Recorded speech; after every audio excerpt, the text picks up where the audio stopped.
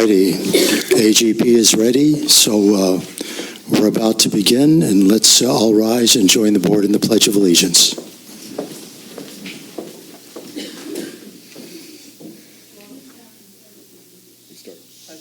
I pledge allegiance to the flag of the United States of America and to the republic for which it stands, one nation, under God, indivisible, with liberty and justice for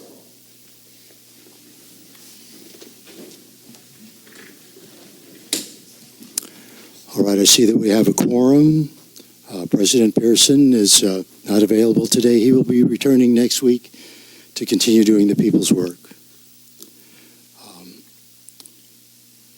Now, agenda review.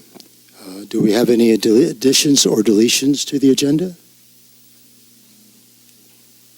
What I'd like to propose is that we move item 8C, which is the discussion of people's self-help housing, and I'd like to move that up, if no one minds, to right after public comment. We have two representatives from People's Self-Help, and to me this is kind of an issue that's rather important, and rather just passing it on in consent agenda, I'd like to have a discussion among the representatives as well as the board, just to get some clarification for the community as to the value of this project versus the problems that exist in our community, so I hope nobody minds.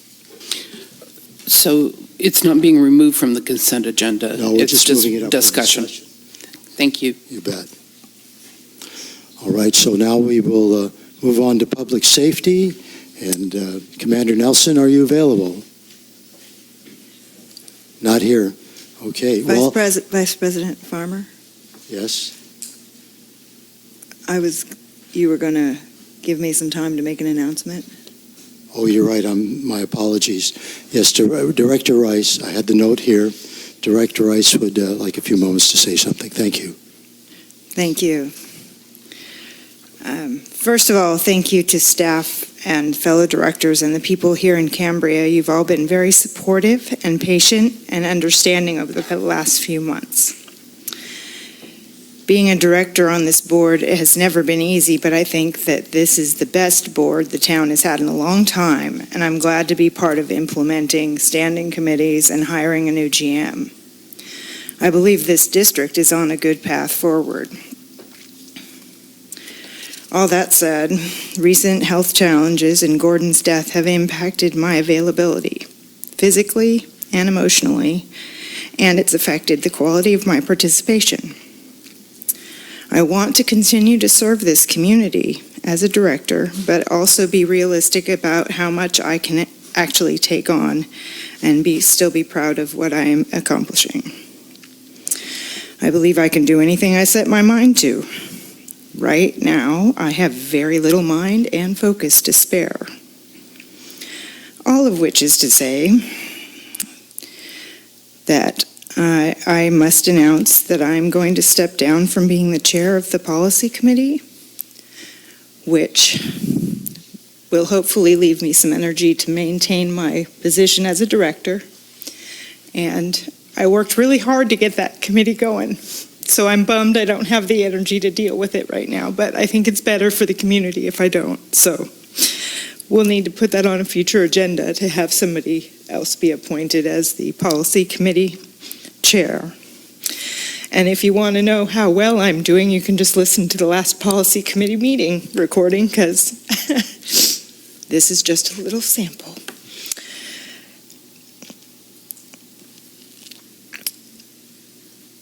I especially want to give thanks to Lauren Younger, Ted Key, John Roba, John Nixon, Mike Lyons, and Gordon Heinrichs, who are members of the policy committee and have been members of the policy committee, for picking up where I dropped things and moving us forward where we needed to move us forward. Thank you for the time.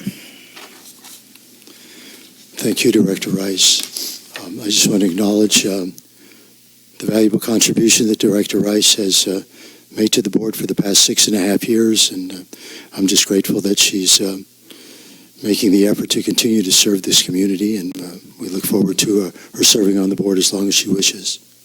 Can I follow you with that? Director Howell, yes. Yes, I just wish to second what Vice President Farmer has said. Many thanks to Director Rice for her long service, and I'm very pleased that she has seen fit to hopefully continue with us on the board, because I really do value her contributions. And it takes a certain amount of courage to come up and say, a job that you had taken on, you really don't feel up to. So I think it's really quite admirable, and I thank her for it. I'm thankful for having a good board. Thank you very much. Very supportive. Thank you.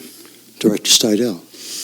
I wanted to add my words to it also, Director Rice. I certainly admire your ability to define the parameters for yourself. The process is long and it is difficult, and my heart goes out to you. And I thank you very much for your contributions. Thank you.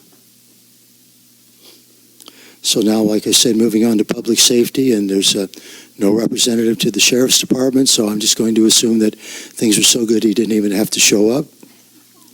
And the only thing he'd be reporting about is the increased traffic on Main Street. I see that Fire Chief Hollingsworth is here, so Chief, go right ahead. Good morning, or I guess good afternoon, correct? Thank you, Board. Thank you, administrative staff. Thank you for letting me be here today and give a relatively short report.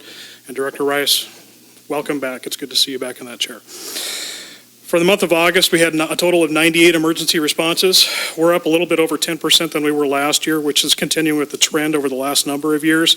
There was a little bit of a dip last year. Specifically, that was measurable by the fact that Highway 1 was closed for as long as it has been. So if you talk to a lot of the businesses and even the hotels and stuff, as we go out and do inspections, you'll find that their revenue stream and was down in a similar fashion. But now that the highway was opened, we're all noticing that increase is showing up again. We're still noticing about an 80-20 split between local and non-local residents in regards to service delivery. This last month, we did have a little bit of a unique ability to bring some more people in that we were not expecting to, and that's why you noticed on the report that we were able to get a total of 15 hydrants functioned and maintenanced and ran through the normal process that we would go through. Again, we were able to take that function on with the ability of having those extra firefighters on staff, and with them cutting back, the limitation is pretty significant. But because we were able to bring some other people in this month, that's why that happened. We're still going to try to do that. It's just fairly limiting in regards to time, ability, but we'll see what we can do. On July 4th, we did have a very successful fireworks display. There was a little bit of a hiccup with the state fire marshal and some permitting issues, and unfortunately that was secondary to the company that was hired. There have already been some significant conversations with them and the operators that actually had the shoot in preparation for a more successful shoot next year. So a little bit better planning on their end, but we're very happy that that was able to go off without any problems whatsoever. We've had a number of public education events over the last month. Most significantly, we do a lot of education in the schools, and we're happy to be able to help out like with Project Head Start there at the old grammar school and places like that. It's a really good interaction for us to be able to go and share that information with not only the instructors and teachers, but with the kids themselves. They love being able to climb all over the fire engine, see how a fire extinguisher works, show them fire in a fire pan, and it's a positive experience that yields some big rewards. And a real quick report, we still have 4 grants pending right now. One is an AFG grant that should have been awarded almost a year ago, and nobody in the country is getting awards right now, and all of that is secondary to the last government shutdown. And so they're now starting to issue statements in regards to places that have been denied the grant. We're not in that category yet, so that's a good thing. They've started asking some questions in regards to verifying bank routing numbers and things like that, which are also good in advance of potentially getting the grant. We're just keeping our fingers crossed because that would be a big benefit to us. We also have 3 different grants secondary to the HMGP Hazard Mitigation Grant Program for the state of California, 2 defensible space grants, and another one that Ken Topping is heading up in regards to writing a handbook that teaches agencies and communities on how to apply for these HMGP grants. So it's kind of a unique animal. We're doing it locally, but that's going to be able to be available throughout the entire state of California. So we're still pending on all of that, and I'm over to you for any questions. Do any have any questions for the chief? I was just curious, the additional resources you were able to pull in to assist with the testing on the hydrants, what was the resource point for that? It was my reserve personnel, and it was based on their availability. Most of them Okay. have other jobs and other things that they commit to, but Right. we were able to get some of them in on their days off and put them to work on this, so. Okay, great, Yeah. thank you. Thank you, Chief. Yes, sir. So all is relatively going well? Okay, cool. You've walked away, that's a good thing. So before we move on, we have a speaker request on the Fire Chief's report. Dr. Bettenhausen.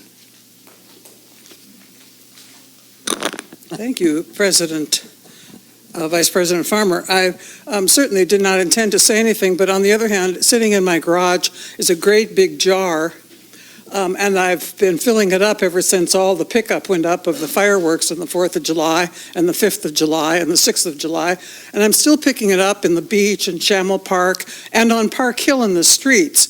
And I'm sure that the fire department did their absolute best to try to help this company that did the fireworks, but it was, as we all know, too far up toward Chamel Park. It was not aimed at the ocean, it was sort of aimed up straight, and there was a fire on Park Hill in a neighbor's yard. The fireworks started a fire. He was able to put it out, being adept as he is, who owns the place, but I want to say that even though everything was unusually spontaneous, spectacular this year in the fireworks, and we had the finale at the beginning and other things.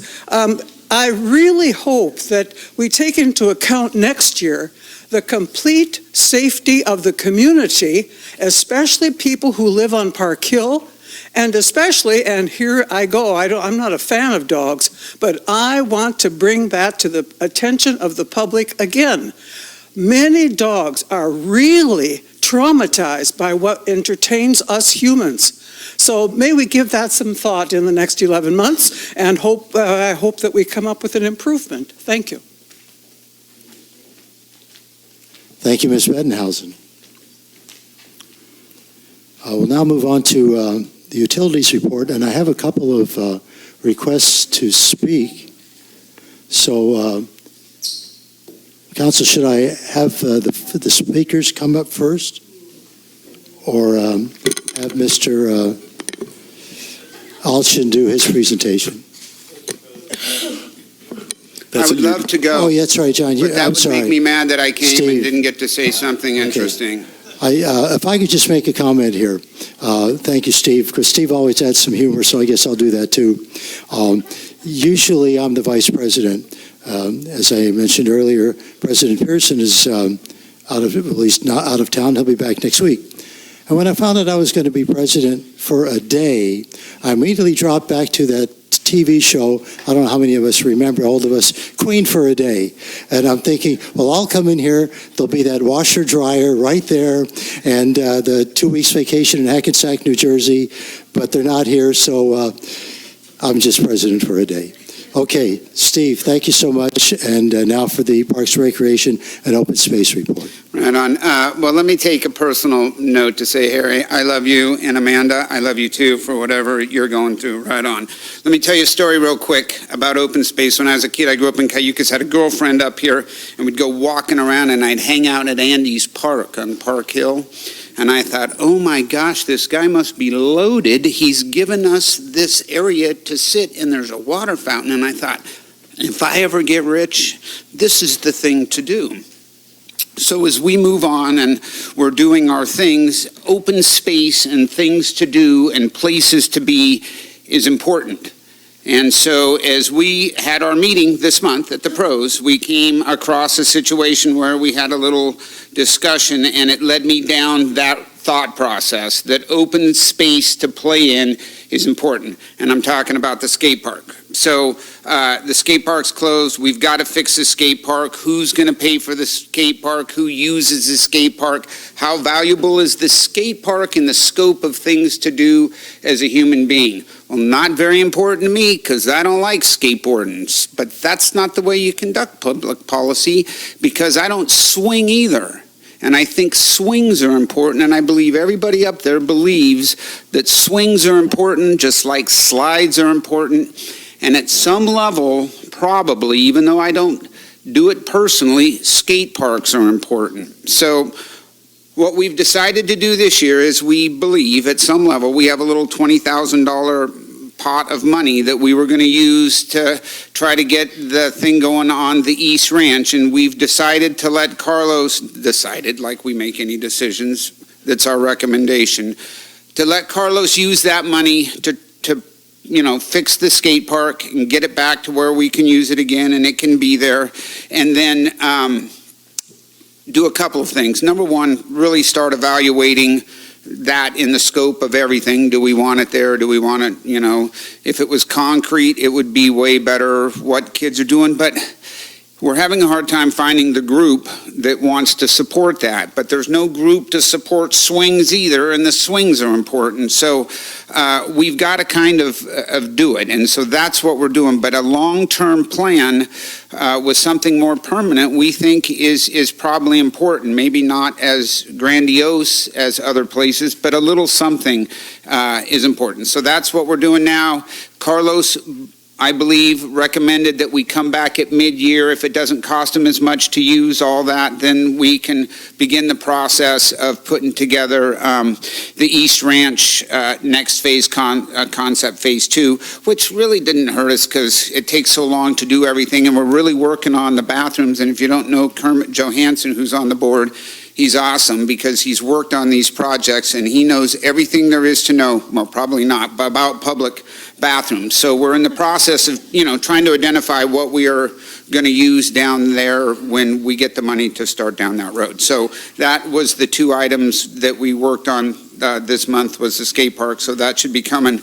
And then the third thing that I wanted to mention was we believe that Carlos has a guy coming on, the third guy, they're down. The homeless thing on the ranch, and I don't need to belabor this, is consuming a lot of his time. So we are in unanimous support that what he's doing, and he needs that funding, and we're just behind that 100% because he is literally the guy that's left dealing with a public policy that we all can't decide on. So there you go. Any questions? Any questions for Mr. Kniffen? Yes, Director Howell. Oh, thank you. Regarding the long-term plan, it's an excellent thought, and I would hope that perhaps the Pros Commission can come up with something that we can, rather than having it just come from us. Oh, yeah, we would hope to find, I guess that's my plea here to the community is if you're that person, if you're that group that has those youngsters, and it's not just skateboarding anymore, right? They ride their scooters on it or they use their bikes or whatever that may be. We're happy to go down that road, but we need somebody to kind of give us a little direction. Right, so yeah, I just wanted to second your request to folks. I think open space and recreation are extremely important for this community, and thank you for the work. So I'm looking forward to receive something from you all. Okay. Director Stidel. Could we possibly broaden the base of resources we could draw on for the skateboard by interfacing with the school board and have them bring that same kind of request to their community? Oh, okay. Because there may be people there that would be more than happy to participate in that process. We can get a little synergy going in there. That's a good idea. Then I'm not in the wrong if I say that I've been asked by the board to say if they can help us at some level. Yeah. Comfortable with that, everybody? Do we need a motion for that? No. It's Cambria. Director Rice. Awesome. It would be part of our goals for the year is to work on the beginnings of strategic planning with our mission and what we're looking at going forward. I know the prior Parks and Rec master plan is from like 1986, so it's probably a little out of date, I'm thinking maybe. But we do have something we can at least start with for incorporating some of that long-range planning with the entire district's long-range planning. So I'm glad that that's coming from there too. That's good. Well, I believe that President Pearson mentioned last month that he's having regular interactions with Mr. Shaloub, who is the president of the school board, as well as Barbara Gray from the CCHD. So I know he's already interacting with them, so I'm sure he'll be following up on this as well. Okay, good. So thank you, Steve. Awesome. Thank you. So now we go to the utilities report, and so let me ask you at this time, Council, should I have the folks from public comment speak first? It's your discretion. The Brown Act simply says prior to or during consideration of an item. Okay. I think for reports, oftentimes it's better before so that the Right. reporter can answer any questions. Sure. All right, John, so be prepared because I'm going to let the folks from public comment speak first. Oh, okay. Okay? So our first speaker is Tina Dickinson.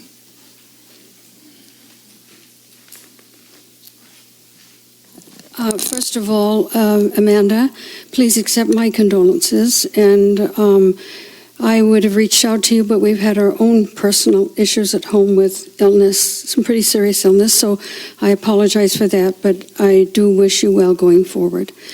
And as far as the item here at hand, I did not see this in the report, Mr. Algin's report, but I am aware that Dow have the folks that have taken over what was centrally grown have applied, and it has been approved for a sewer connection. They've been on septic all these years, and so I was wondering why that wasn't in his report. So I just wanted to bring that, if the board wasn't aware of it, bring it to the board's attention as well. Thank you. Thank you. We have another speaker, Christine Heinrichs.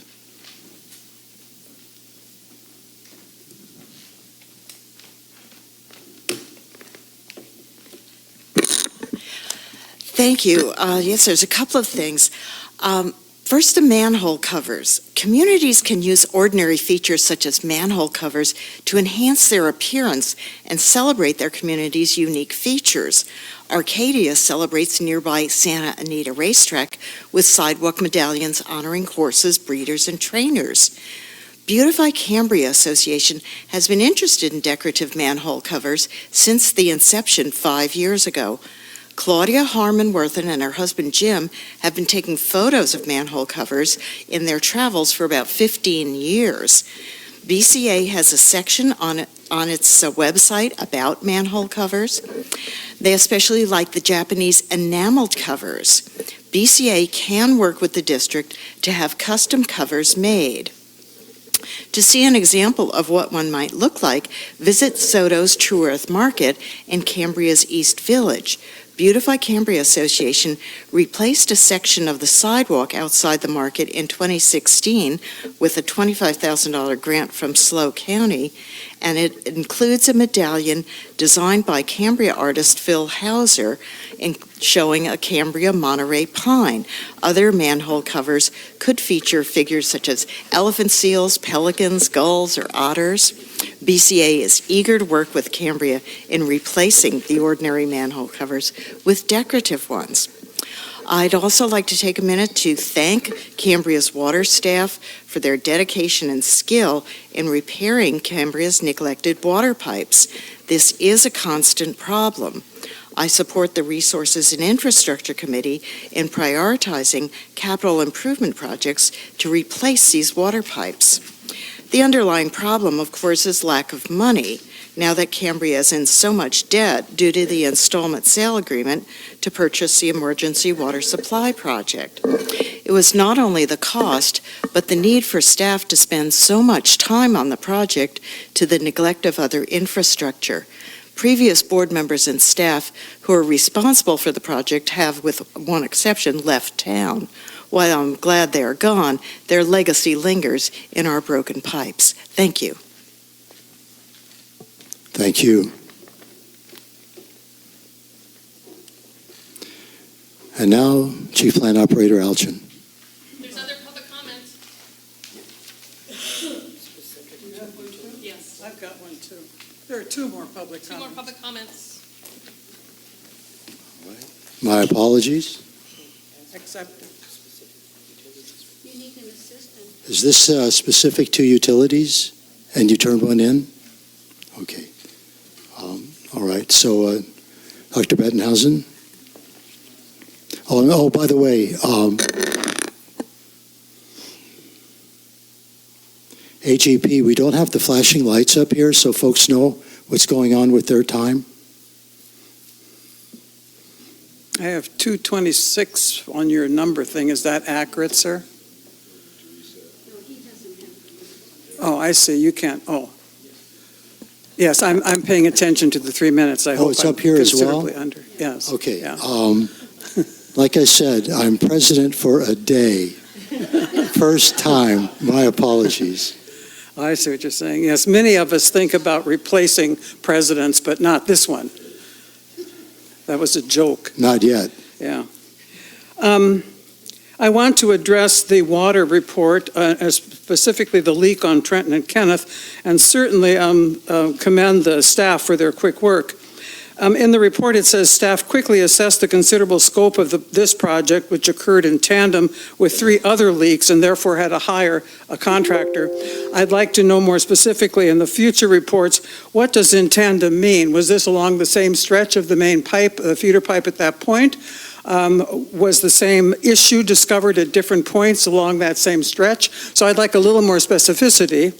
But then it goes on to say, a new valve in the eastbound direction of Kenneth was installed to isolate that branch of the distribution system should a leak occur.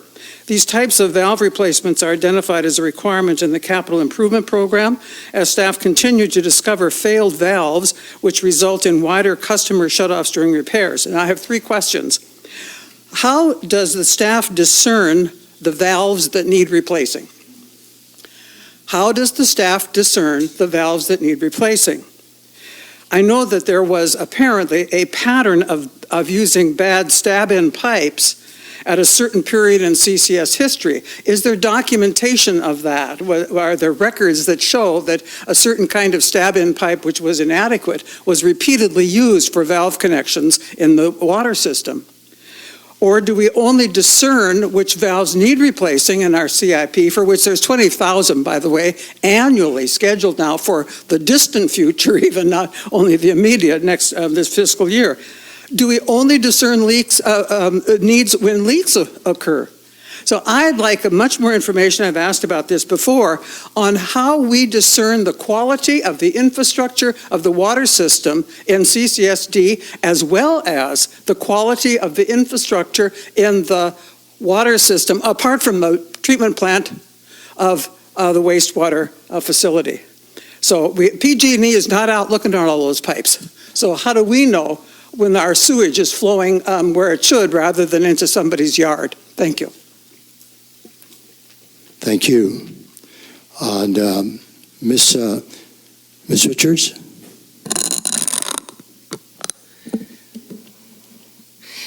There has been an interesting dialogue on Nextdoor this last week. I would like to publicly address this dialogue here today.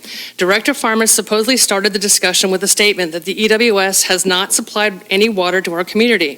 His statement is absolutely correct, and I'm here to explain to the public how this is possible. The original design of the EWS had its injection well 1/2 mile due east, upstream of the water wells in the San Simeon well field.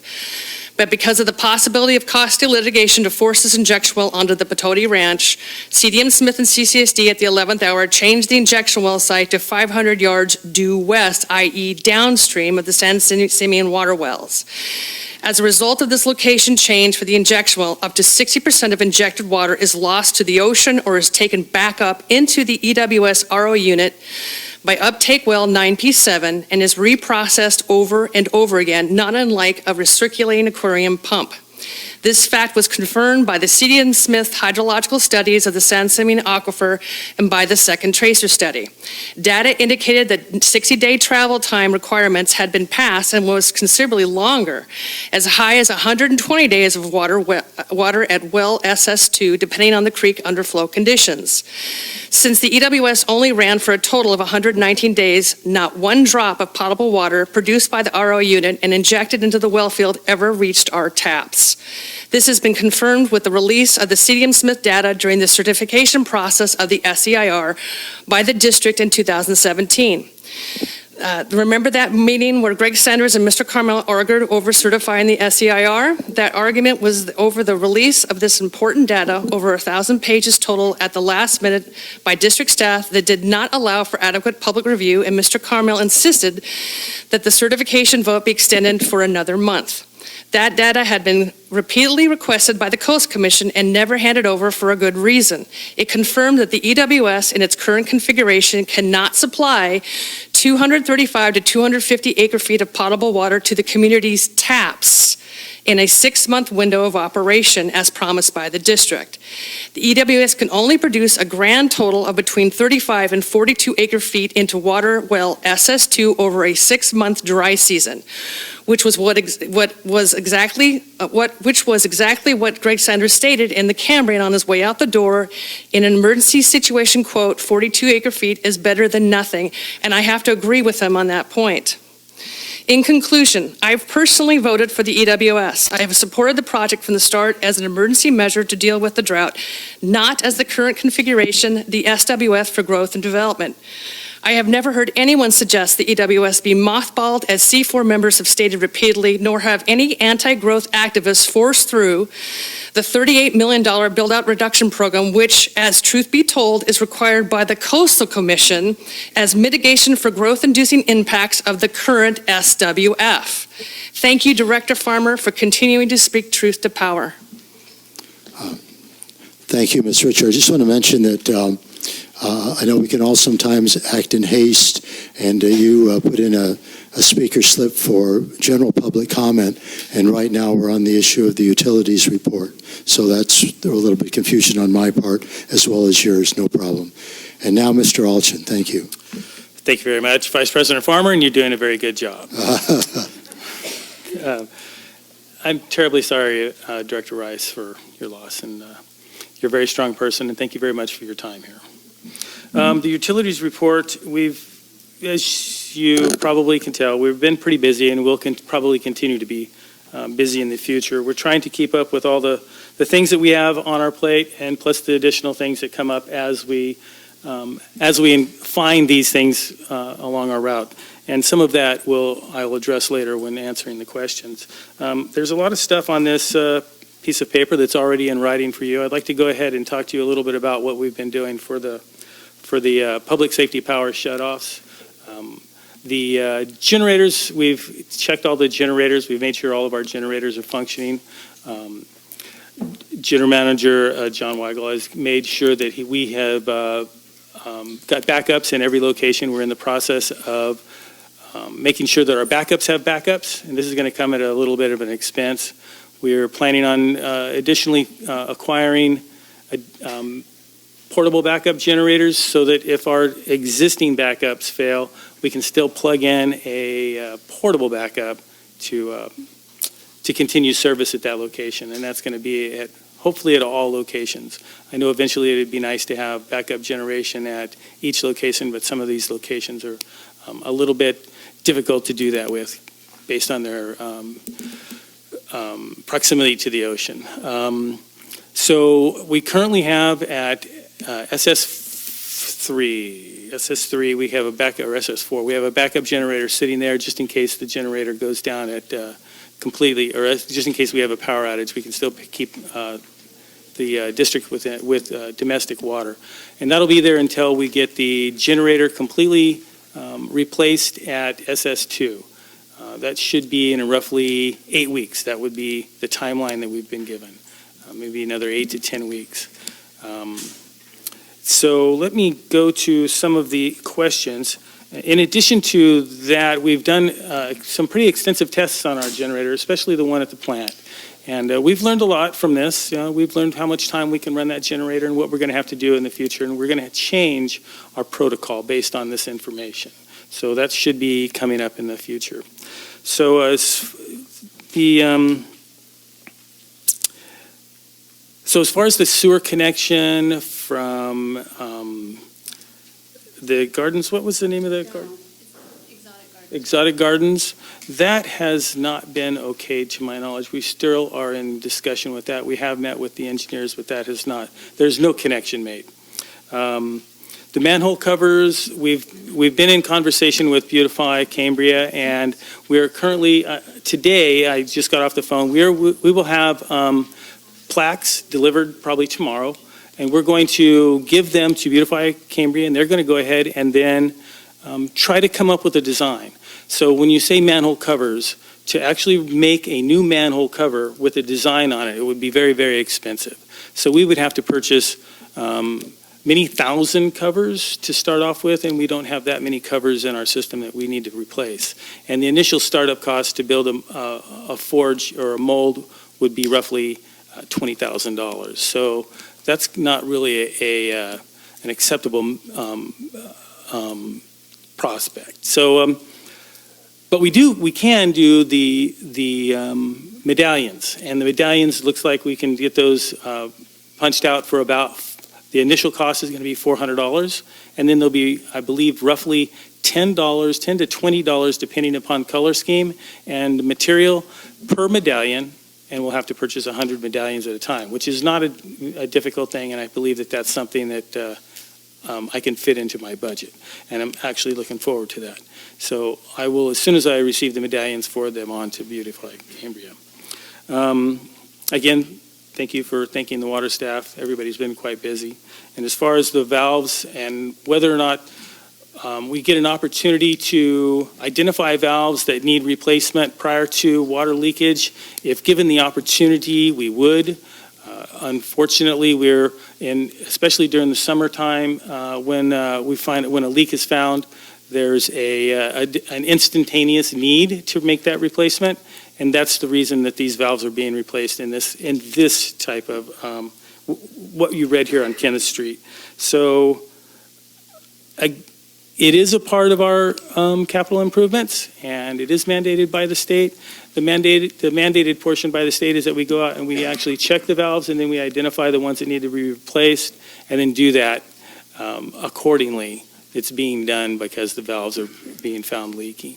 And as far as the valves and the number of valves in the system that were, or I shouldn't say valves, but what happened that particular day was there was more than one water leak. So the valves were being replaced that day, but there was 2 additional water leaks in the system. So the crew had to split up and replace or repair 2 other water leaks. That's what was being spoken about in the report. I think that I have it all, and I've covered as much as I can think of. Do you have any questions? Any questions for Mr. Alchin? Yes, Yes. Director Howell. Yes, on the on the pumpage for this month, there was just something I was kind of wondering about. Let me get the right page here. There it is. This is the July production that I'm looking at. So it's for water.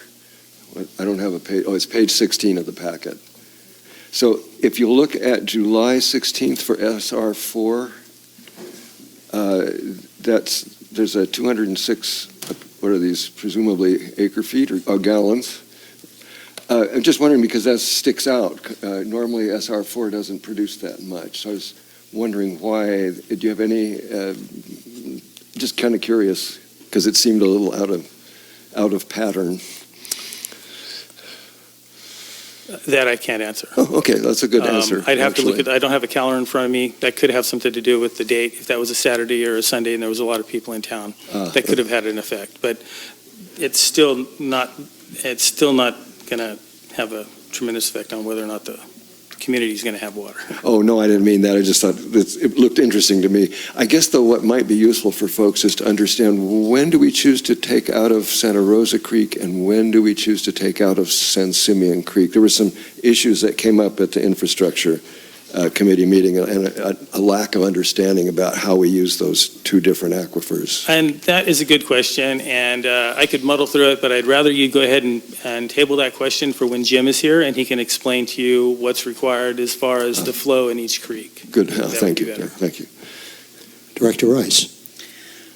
I'm just curious, going forward, as we're replacing the valves, we're putting that down into our asset management so that we know are we putting like a lifespan on it? So once we do finally catch up, 10, 20 years from now, whenever we finally catch up, that we know kind of where we started and how old the ones are that we're now putting in? Are we doing that, I hope? So thank you, and that's a good question. It kind of leads us into a simple explanation, or maybe not simple, but an explanation of GIS and what we're doing via GIS. So we did recently, on Monday, we had a conference with Seth Sutherland, and Seth has put together a GIS program for the wastewater department and for the water department. The wastewater department has been using it successfully for about 2 years, and it's capable of generating reports and giving you information that would not normally have been available. So we can keep track of what's done underground and what's done above ground at our lift stations via our GIS programs. The water department has the same programs and have begun to start implementing that with all of their repairs. And anytime they put in a service, upgrade a service, do an inspection. So you should be able to access that information in the future. At this time, it just hasn't been improved upon to this point. But they are in the process of making that an active tool. You're welcome. Mr. Alton, I just want to ask you something about your report here. On the first page under wastewater treatment plant operations, about halfway down where you mention in the second sentence, many valves require extensive work due to their age and deferred maintenance. So I don't know if you mentioned this in your report itself, but how old are we talking about? And obviously with regard to the age of the wastewater plant, we're probably talking 30, 40, 50 years. How long would you say this maintenance has been deferred that should have been done in a timely fashion? I've only been here 3 years. Right. Okay. So. And it wouldn't have mattered. It doesn't matter if it was deferred or not. We were able to save those valves. We were able to get down there and remove the valves and make the repairs and reinstall the valves. So it could have been a 1 year it could have been 6 years. It could have been 20 years. It is very possible that those valves have not been moved since 1996 when that installation was made. Do you anticipate the possibility of anything similar to this happening in the foreseeable future? That's probably an unknown, right? I can almost guarantee that this will happen again. Yeah. We work in an industry where we're burying everything into the ground, and everything above ground is subject to salt air. So it's a very corrosive environment. Right. So this is just work as usual. Thank you, John. You're welcome. Any more questions, by the way? No? So I do want to bring up something, and you could probably stay there, John, although this is more directed to the concerns that Dr. Bettenhausen had earlier with regard to the report on water and the recent leaks. So I took the time yesterday to talk to Chief Plant Operator Jim Green, the head of the water department, with regard to, as it says here in the report, the abnormal number of water pipe leaks that occurred over the last 3 weeks in July. And then, of course, earlier this week, we had 4 leaks in one day and then 2 leaks the following day.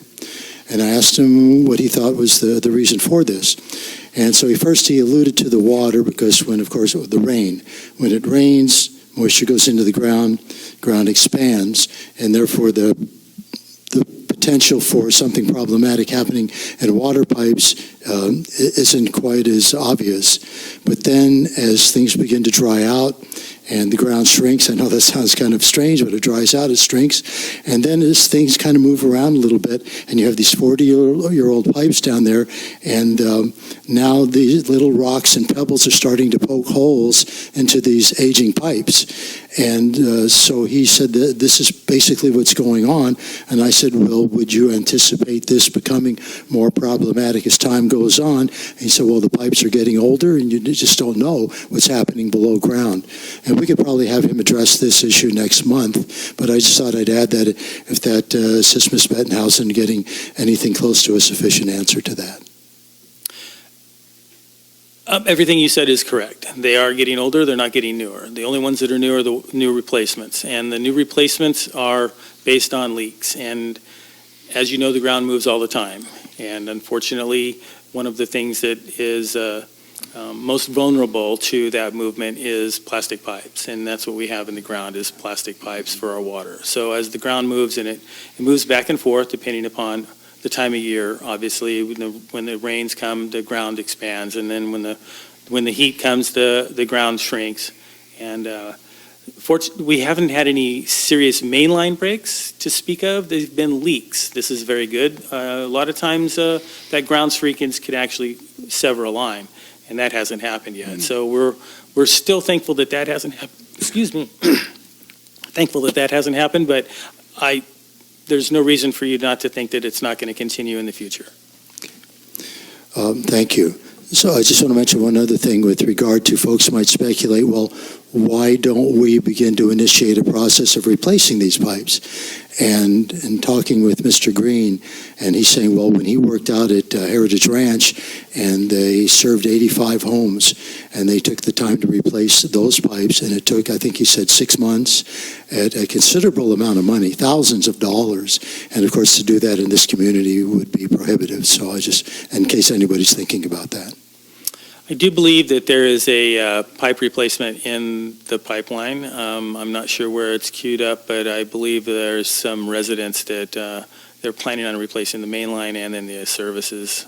I believe it's the military home area. Air Force housing. Yep.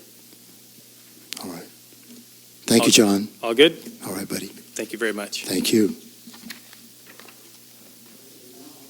And now we're moving on to regular public comment. And I have three speakers. So, Mike Lyons, come on up.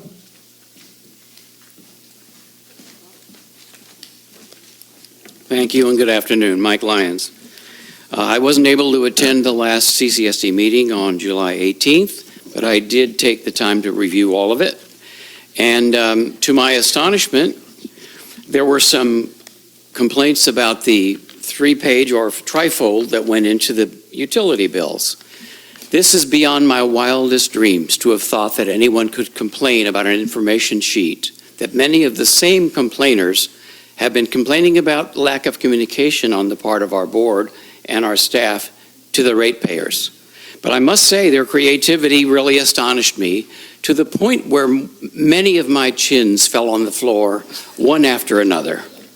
They complained about the fact that the paper was printed on both sides, that it might have cost X amount of money, that some of it was in color, and that somebody had to fold it into 3 pieces to actually insert it into the bill.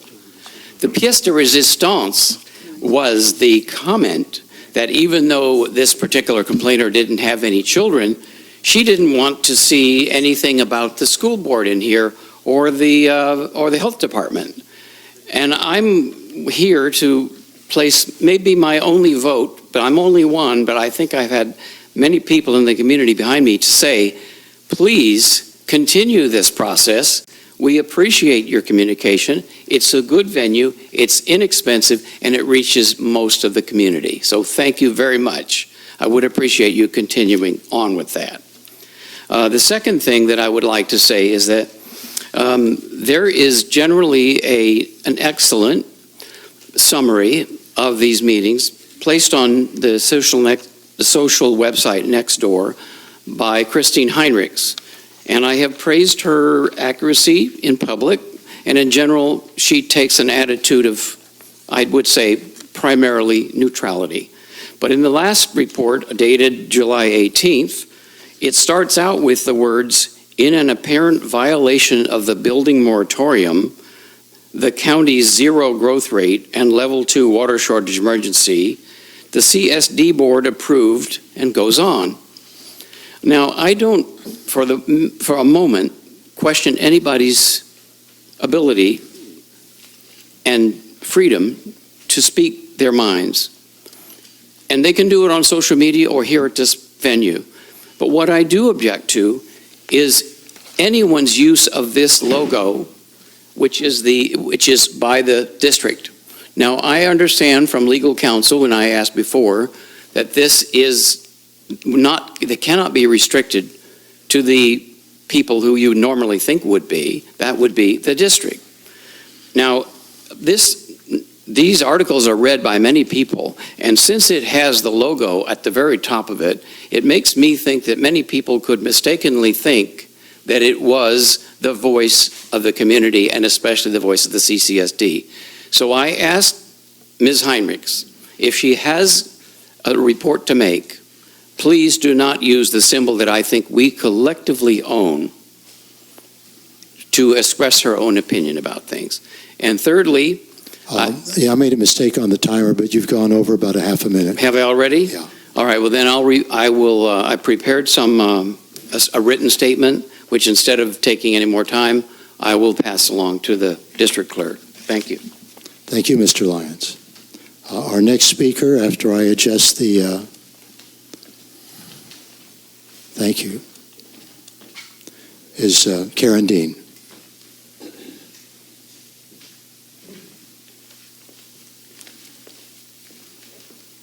Good afternoon, Karen Dean, Cambria, and Amanda, our hearts go out to you for your struggles. Stay strong. I would like to welcome all of the members of our community to the grand opening of the Native Plant Demonstration Garden from Green Space. This is Pocahontas Park. It is all native and drought-tolerant plants. The demonstration garden grand opening will be August 17th, 2019 from 1 to 4 p.m. And it's at the corner of Wilton and Newton, which is the first turn after you go east on Burton off of Highway 1.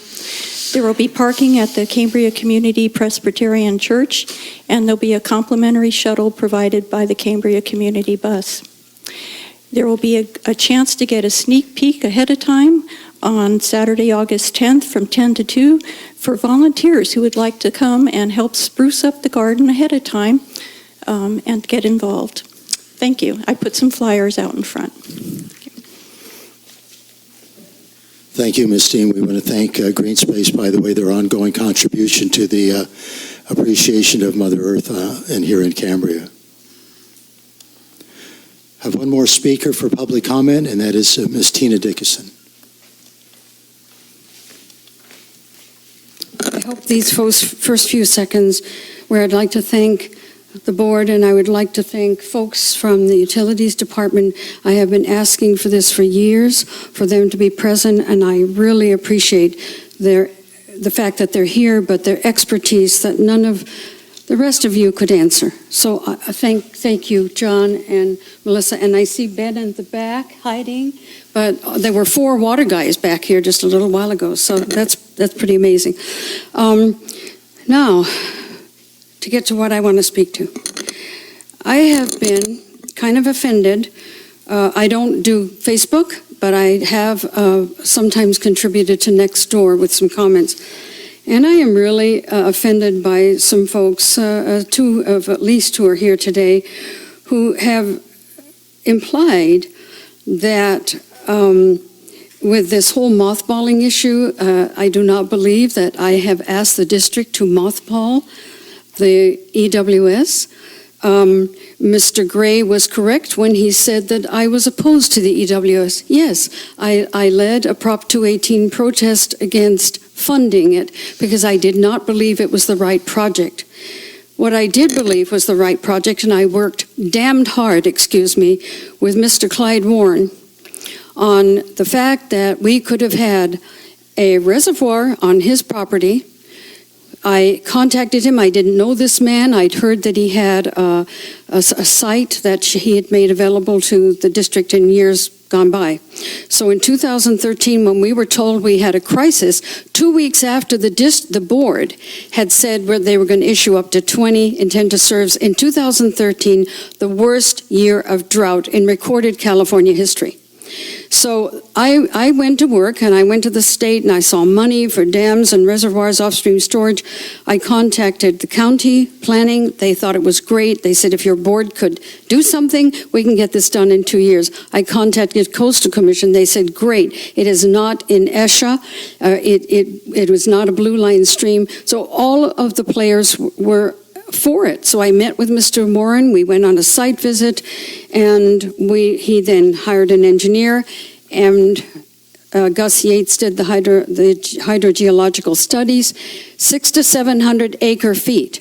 And the beauty of that project would have been pumping in the winter for off-stream storage for the dry. So I understand that a couple of board members have met with Mr. Warren. I recently found out from Mr. Warren that Mr. Weigold and staff members went on a site visit. I do not see that in the general manager's agenda, in the staff report today.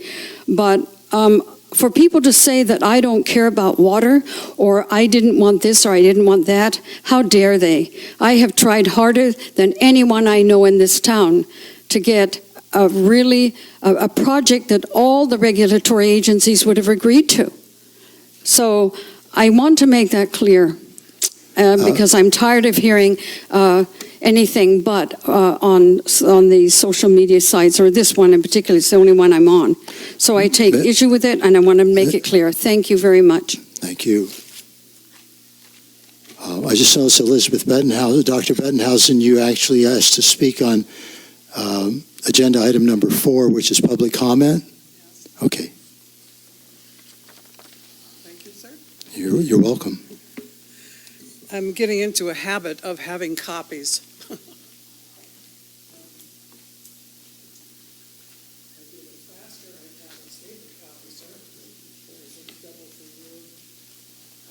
Thank you.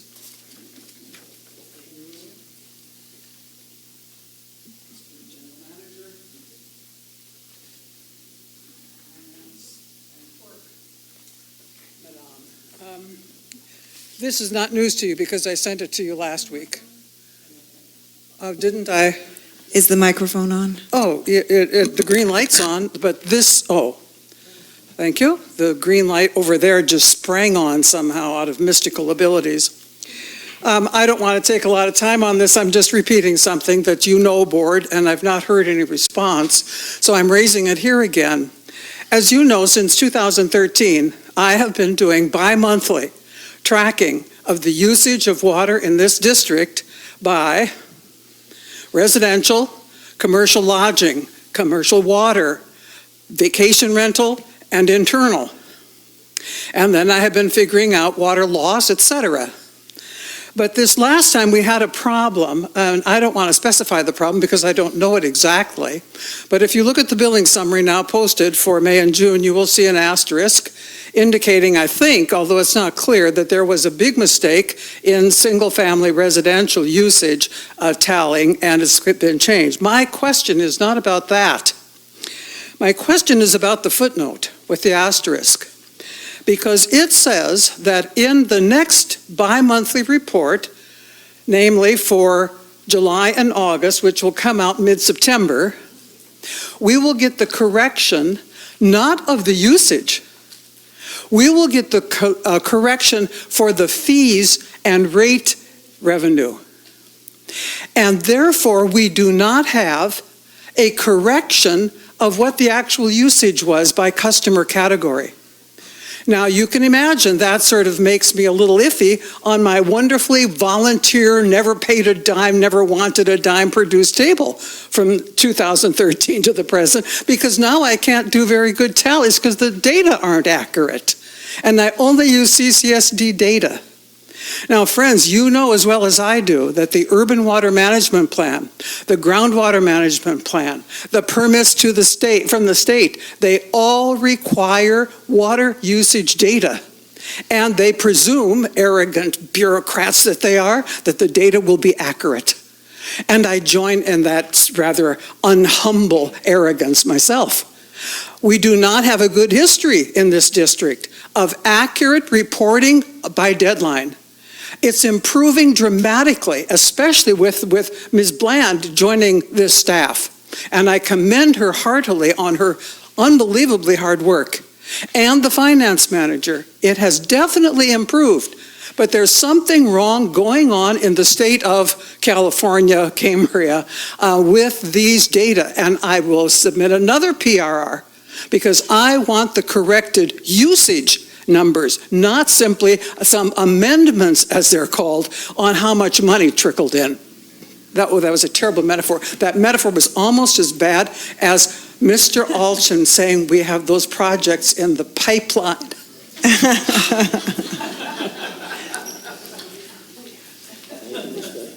Thank you, Ms. Bettenhausen.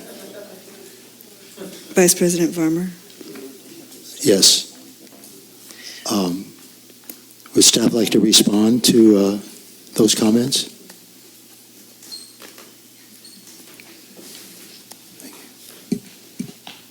Vice President Farmer. I was actually out of the room for part of that, so I apologize if I'm not responding to exactly what was just asked about. But the billing issue that was discovered and corrected had to do with an error between what was read on the meter and what was transferred into our billing system. So it made it look like someone used 600 units of water in a single billing cycle at a single-family residence.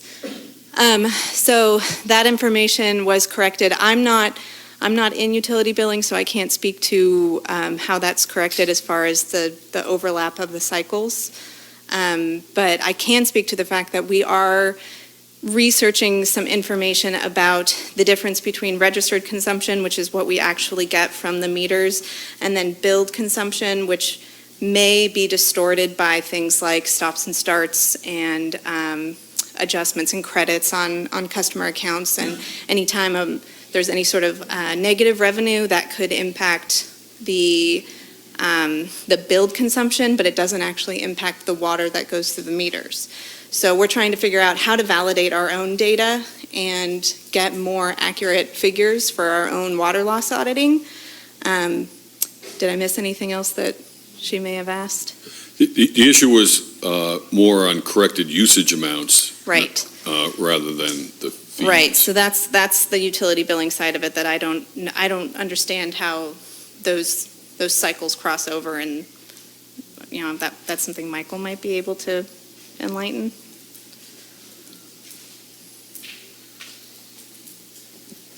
So the way our current utility billing system works is once the utility billing cycle is completed, the very last step to that process is that summary sheet that is posted on the website. Once that summary sheet is generated and the update is complete, we cannot go back and regenerate that same report. It's just a one-shot only through that billing cycle.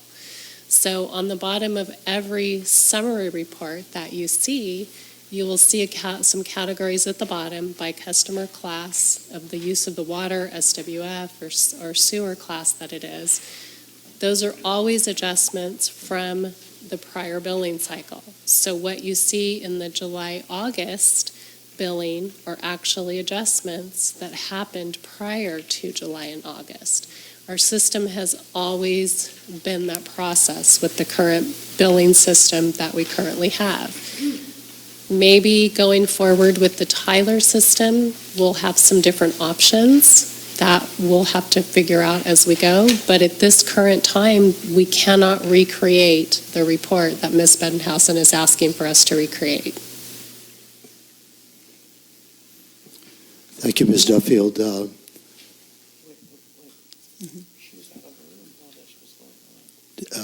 Dr. Bettenhausen, did you wish to put in we'll just sort of come up and address the board momentarily?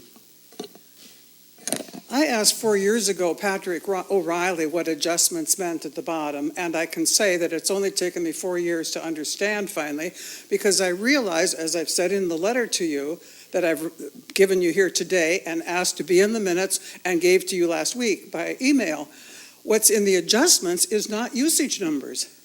It's revenue numbers, plus and minus. So you can't tell from the adjustments that, oops, we misread the meter to the billing, and those people didn't actually use 600 units in 2 months. That does not show up in adjustments. Only the revenue change shows up in the adjustments. And so my concern is not, I love revenue data. We hardly ever get it, so it's always nice to get a little revenue data here and there. But I want corrected usage numbers. And I can never get it then for a bi-monthly period, because it doesn't show up in the next bi-monthly report. I'm sorry if I misunderstand. General Manager Weigold, perhaps meeting with, I don't know, Mr. Green or someone else who could address this issue might be helpful. A little meeting with Dr. Bettenhausen. Yeah, I've made a note for action on that. Thank you. Director Rice. I just wanted to provide some historical context quickly. The tracking the water use by customer category and all of the data, as people who have been paying close attention, such as Dr. Bettenhausen and Ms. Dickinson, that our billing software, it runs on DOS. It's not even a Windows program. And since I've been on the board, I've been trying to get that system updated so we can get not just better numbers, but more efficient data categorization and storage. And so I think that our staff has been doing an excellent job considering the tools that they have to use. And I'm looking forward to having Tyler implement it so that that data can be more carefully and easily extracted, and that the reports that we need, we can make more than one of when there's an update. So I think that some of that is a legacy problem with the old software. The other thing I'd like to say is right now, in 2019, we could be entering an even worse drought than we were going into in 2013. Hindsight is 2020. In 2013, we didn't know there was about to be 5 more years. A drought is a slow-moving disaster that you can't tell it's happening until it's already happened. So in 2013, when Ms. Dickinson was working on an alternative to what the board was looking at doing, which is great, I think it's excellent to have more information. It's better that we didn't know it was going to be the worst drought in California history on record. And so, again, hindsight's 2020, but the other thing that's true is there have been elections in 2014 and 2016, and Ms. Dickinson didn't run when she could have given some input by being on the board. And I'm not criticizing her participation because I think it's important we have that kind of participation. I'm just saying that it's easy to look back and say, oh, it's the worst drought. Well, we didn't know that at the time because 2012 was fine. 2011 was maybe dry, but it's a hard because drought can be catastrophe, but it's very slow moving and you don't know what you're looking at in the future. Thanks. Thank you. Before I move forward, let me just say this much, and this is fairly obvious. But in this time when it appears there's a tremendous amount of activism and a tremendous amount of apathy, we have folks like Dr. Bettenhausen and Ms. Dickinson to appreciate in bringing forward issues that we need to address, providing information that we need that we may not necessarily have we as a district. So thank you. Before we move forward, considering that we're just talking about drought, I thought I would read this particular news item that is rather timely. And the title is 25% of the world's population under, quote, extremely high water stress, unquote. 17 countries representing about 1/4 of the world's population are at risk of running out of water, according to new data published Tuesday, a couple of days ago, by the World Resources Institute. The countries, which include India, which is about to surpass China, by the way, as the most populous country on the planet, as well as Iran and Qatar, are facing, quote, extremely high water stress, unquote, meaning they are using up almost all of their water resources. This isn't in here, but you might remember, what was it, a couple of years ago, when the city of Cape Town, South Africa, was about to run out of water. So moving forward in this particular item. Several U.S. cities and states, such as Los Angeles, the second most populous city in the United States, as well as the state of New Mexico, are also considered to be under extremely high water stress. The number of afflicted regions will continue to climb due to global heating. The World Resources Institute says, quote, water stress is the biggest crisis no one is talking about. Its consequences are in plain sight in the form of food insecurity, conflict and migration, and financial instability, unquote. Obviously, there's more to address on this issue, but it seemed like a timely manner to mention this, if for no other reason than to count our blessings as to what we have here, no matter how contentious an issue it may be. Now moving on, normally we'd be going to item number 5, board member committee and liaison reports, but I requested earlier that we move this particular item regarding 8C to the agenda now, because to me, it's an issue that we just couldn't pass on the consent agenda, and it has to do with, 8C is the consideration of extension of outstanding people's self-help housing intent to serve letter. So let me just ask legal counsel, should I, since I already did this, should I ask General Manager Weigold to kind of introduce this item, or should I just continue?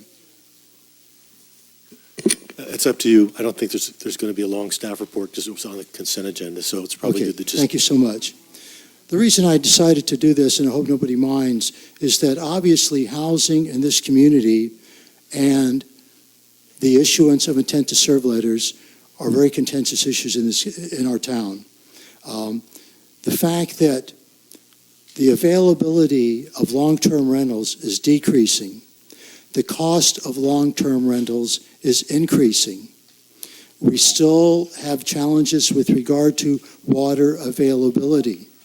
There are many people that feel like by issuing this intent to serve letter for this particular project, that it will open up other opportunities for intent to serve letters, and therefore you're draining the water resources that we have that many people feel are not available for a project like this or any other project.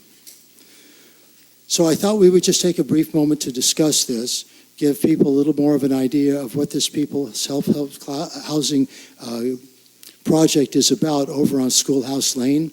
And two gentlemen have presented themselves today, and we have John Fowler, who's the president and CEO of People Self-Help Housing, as well as Rigoberto Guzman, who is the project manager. So if either one of you would like to just speak, step up to the podium and perhaps take a moment or two to describe what this project is about, the people that are going to be able to reside there and for how long, and their situation that makes this a circumstance that they couldn't find anywhere else. So either one of you, thank you so much.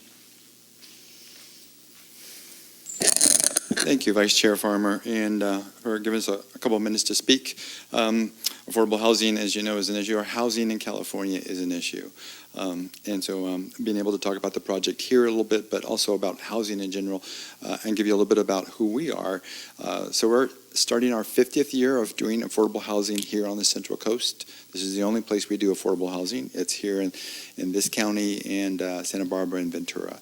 So we are really the local houser, and we like to think that we do that well. And we have a facility, a site here.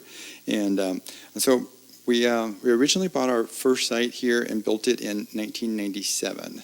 So it's been there 22 years operating. And the need is great. Obviously, we know the need for housing here is great in Cambria. And that was quite obvious to us immediately. So we acquired another site in 2005 to expand and provide more affordable housing.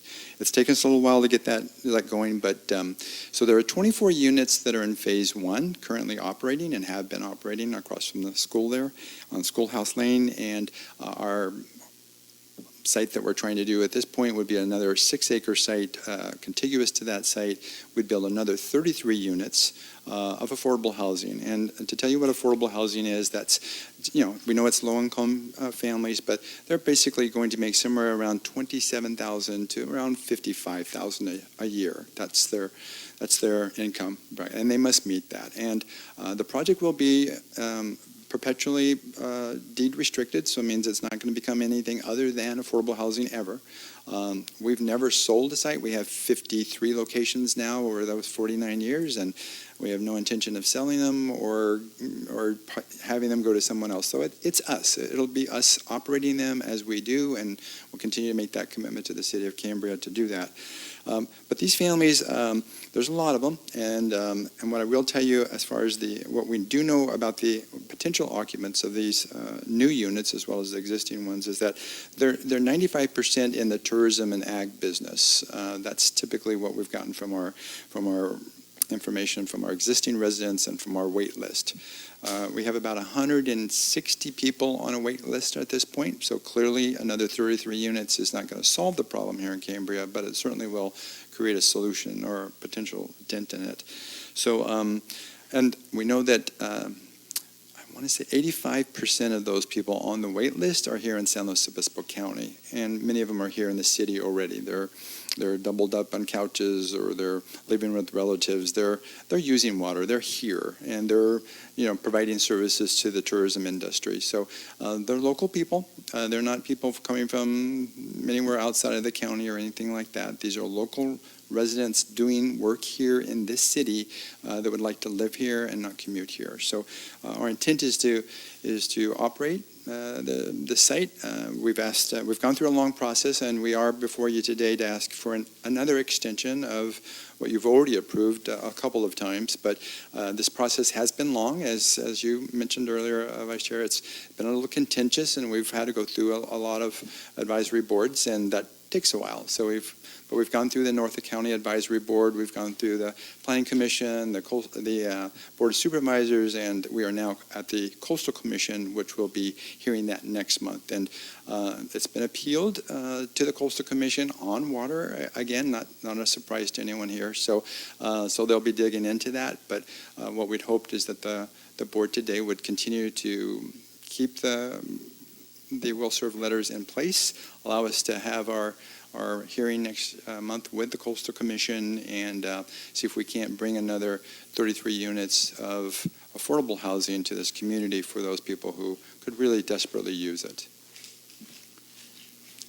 If I could just, first let me ask, do any members of the board wish to address this issue at this moment? Or ask any questions, I should say, of Mr. Fowler? I just want to ask you one thing. Excuse me, Director Howell. Oh, actually, Amanda was ahead. Director Rice was ahead of me. Barely saw that. Thank you. Sorry, can't see my. Just for some context, you were given the original intent to serve for this project was approved in 2012, I believe. Correct. And the board suspended new connections during the drought period, so there was nothing you could do to go forward until we had lifted that declaration of the stage 3. In the code, in our municipal code, affordable housing normally would get a 3-year extension, and previous boards have had discussions on not affordable housing, but on other intent to serve letter extension requests. And in those requests, we did things like show some progress, forward movement with your project. You can't just forever keep getting it extended unless you're making progress toward your goal. I think that having a discussion for the community to know the project is a good thing. I think that we don't get to pick who moves into anywhere else in town. Who buys and who moves in is up to who buys and who moves in. And the additional extension is needed because if there hadn't been an appeal, you might already be moving forward. And in order for them to, correct me if I'm wrong, but my understanding is until you can get the permit in place, you can't put the financing together to get it moving. Is that true? That's correct. We have to be shovel ready in order to apply for the funds. Okay, so this to me is almost a non-issue, and I am thankful that we can have additional public conversations about it because I think it's important, but I also think it's critical to recognize this is an intent to serve for affordable units that was approved prior to the drought. The amount of water required for this project has been calculated into our urban water management plan, which includes future projection of use, but it also includes this project is already accounted for in what we're predicting we might need to have in terms of volume of water to serve the community. So this is not going to have an impact that would be negative on anybody that's currently living here or anybody who wants to build here, because it's already been calculated into our projections. I definitely support having the extension. I don't know, is 12 months going to be long enough to do it, do you think? Since you're on next month's agenda, I'm guessing probably it is, yes? Yeah, so... Just to correct, next month's agenda at Coastal Commission. Right. Yes. Yeah, so it'll be heard by the Coastal Commission in September. I'm not sure how long before you get a ruling on that. But again, it takes a while. It's a very competitive process in California to get affordable housing and to bring those funds here. You can apply twice a year, in the spring and in the fall. So as soon as we get, assuming we would get by the Coastal Commission, we would apply for funding, and then then we move forward. So it's going to be a bit of a process. I do want to mention two other comments, if I can, about that would be important, because I know one of the comments that came up was, does this create an open door policy for the board to be issuing wills? Affordable housing is a priority for the state of California, and so we rise to the lot. It's a nice place to be, but the state has always said that affordable housing is critical, and if there's water at all available, so we're in a kind of a category of our own, meaning that just because this project might get through doesn't mean affordable projects would somehow be able to ride those coattails. The other thing is that we will bring millions of dollars of construction and activity. So it's not just the housing that's going to be here; it's the jobs that will be created and the additional jobs and long-term jobs. So it's housing is an economic driver and will be for Cambria, any kind of housing, whether it's affordable or otherwise. So there are lots of benefits to doing this as well. Thank you, Mr. Fowler. Any other comments? Yes, Director Steidel. And, well, I think Director Howell. Oh, you turned his light off, so okay, go ahead, Don. Director Rice, so I'll. Thank you. Actually, it was I wanted to kind of clarify, make sure I understood correctly. Of the, what you said, the 160 approximately on the waiting list, a certain portion of those are already living in town. Yes, I didn't have an exact town. They are here. I know they're all in the county, and I don't know how many have actually reside within Cambria, but a high percentage of them. The reason I ask is clearly if they're living in Cambria already, they are using water. A high percentage. So putting them in another house is not they're already using our to... water. They're already on a couch somewhere. They're just trying to find a roof. Yeah, I just want to kind of bring that forward. Absolutely. And make sure that so a significant portion of the people who will be occupying more than units, 50% of those people are here in this city somewhere already. Right. So then the question of additional water, at least as far as those people are concerned, is moot. Correct. Thank you. I just wanted to make sure that we're clear about that. Thank you. Thank you. Thank you, Director Howell. Now, Director Steidel. I also wanted to provide my commitment to the idea of the affordable housing within Cambria, and particularly with this that has gone through an extensive process of moving from one point to another with continual blocks being put in front of them that they've had to overcome, having gone through NCAC, the Planning Commission, and then brought to the Board of Supervisors under protest, although it was voted on by the Board of Supervisors and passed with a 5-0 by that board and its support. And in fact, there was a letter that was provided by Bruce Gibson, our supervisor for District 2, that was addressed to the board members and to the staff that says, I write in strong support of your staff recommendation to extend the will serve letter issued to People's Self-Help Housing for the project on Schoolhouse Lane. As you know, we face a crisis in housing affordability in this county and certainly in Cambria. PSHH has an outstanding track record as an efficient producer of affordable dwelling units. Their project will bring critical housing to hardworking families in Cambria and deserves your full support. I've been working to support PSHH in defending the appeal of the project to the Coastal Commission, and am confident that they will receive approval in the near future. Thanks for the opportunity to comment, and please don't hesitate to contact me if I can be of service. Bruce Gibson, Supervisor, 2nd District. I support PSHH also. Thank you. I just want to make a brief comment that's running through my head here, and that is, as many of us in this community know, as a result of the housing shortage that I addressed earlier, many people in this community who have lived and worked here have moved out of the area and are still commuting, which is kind of an environmental stress with added pollution into the air and so forth. Some of these people have moved out of the area and left their jobs. So there's an environmental and economic stress on, like I say, on the environment and the community with regard to employers having difficulty finding workers.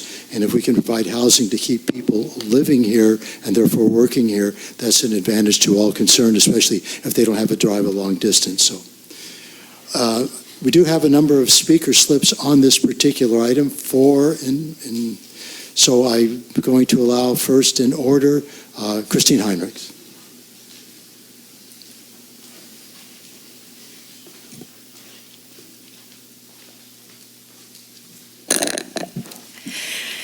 Thank you for being here, Mr. Fowler, and I hate that I have to oppose a project intended to provide affordable housing for low-income families in Cambria.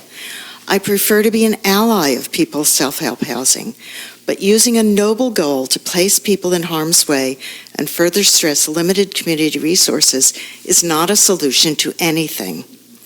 That said, of course, Cambria does not have the supplemental water source needed to add more water users. As Director Howell said in the March meeting when this subject was discussed, even though a project may be classified as affordable and may not be subject to that zero growth rate, it is still this board's ability to say, I'm sorry, we do not have the water to support this at this time. That is what the board should agree on to protect current residents and not expose new residents to living in difficult conditions. The Coastal Commission has already ruled on multifamily development in Cambria in the Kingston Bay project. In the Coastal Commission's comment on the recent Swift minor use permit for a single-family residence on Moonstone Beach Drive, which was approved by district staff and the county planning department, they said, the project cannot be found consistent with the local coastal program policies related to water supply in Cambria. Specifically, Coastal Zone Land Use Ordinance Section 23.04.430 and Public Works Policy 1 require new development to demonstrate that adequate service capacities are available to serve the proposed development, and that lack of proper arrangements for guaranteeing such service is grounds for denial of a project. We believe that Cambria's current water supply is insufficient to provide new water service to any lot that is not currently receiving water, regardless of whether the applicant has previously secured an intent to serve letter from the CCSD or whether there is an existing inactive meter located on the property. The Commission's letter goes on for 2 more single-space pages, which I have provided to the board. The rationale of Ms. Bland's compilation of retrofit points accrued to offset anticipated water use for new construction is a classic example of paper water. Retrofits are intended to conserve water to allow the community to be secure in its water supply. Allowing new construction and new residents to continue using the water ensures the status quo of not enough.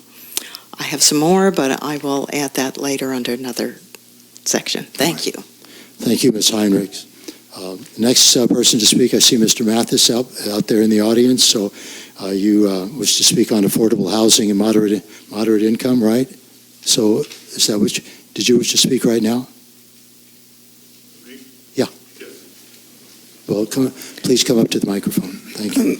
Point of order. Isn't the agenda item about giving an extension for this project and not whether I agree. we should have given the intent to serve to begin with? But maybe I'm misunderstand. Can you just clarify, please? There's kind of a blend there, but yes, this issue is extending the existing letter. Vice President? Yes. I suggest that we stick to that in terms of public comment. Otherwise, we will be taking votes here. We seem to be getting into a lot of slippage recently in different environments with public comments for agendas, and I would prefer that we can at least stick to the agenda item that we have on our agenda that we need to address today as a board. I appreciate that comment.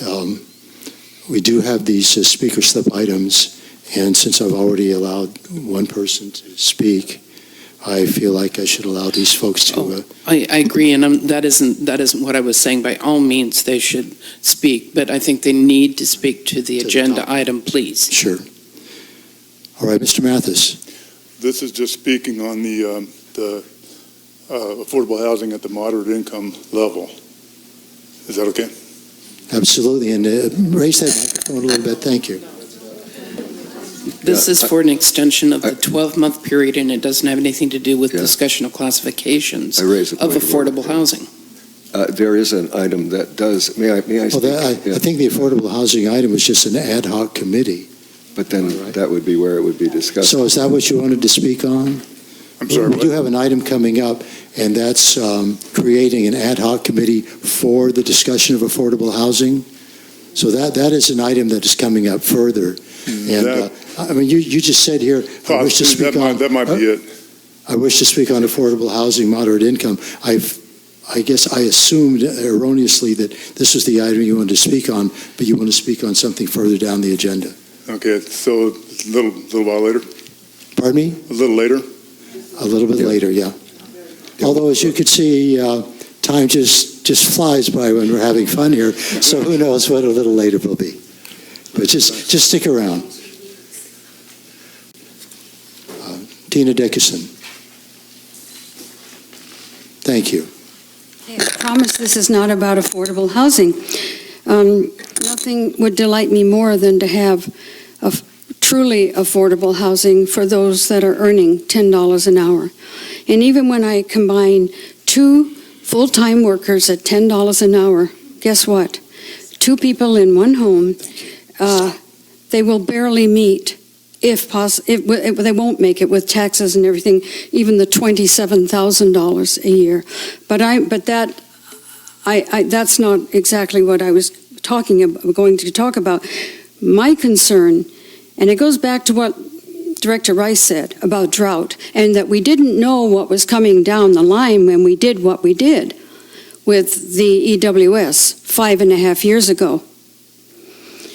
It is about our water supply. It is about our water rights. Folks, we have lost 731 acre-feet a year from what we originally had with our original permits.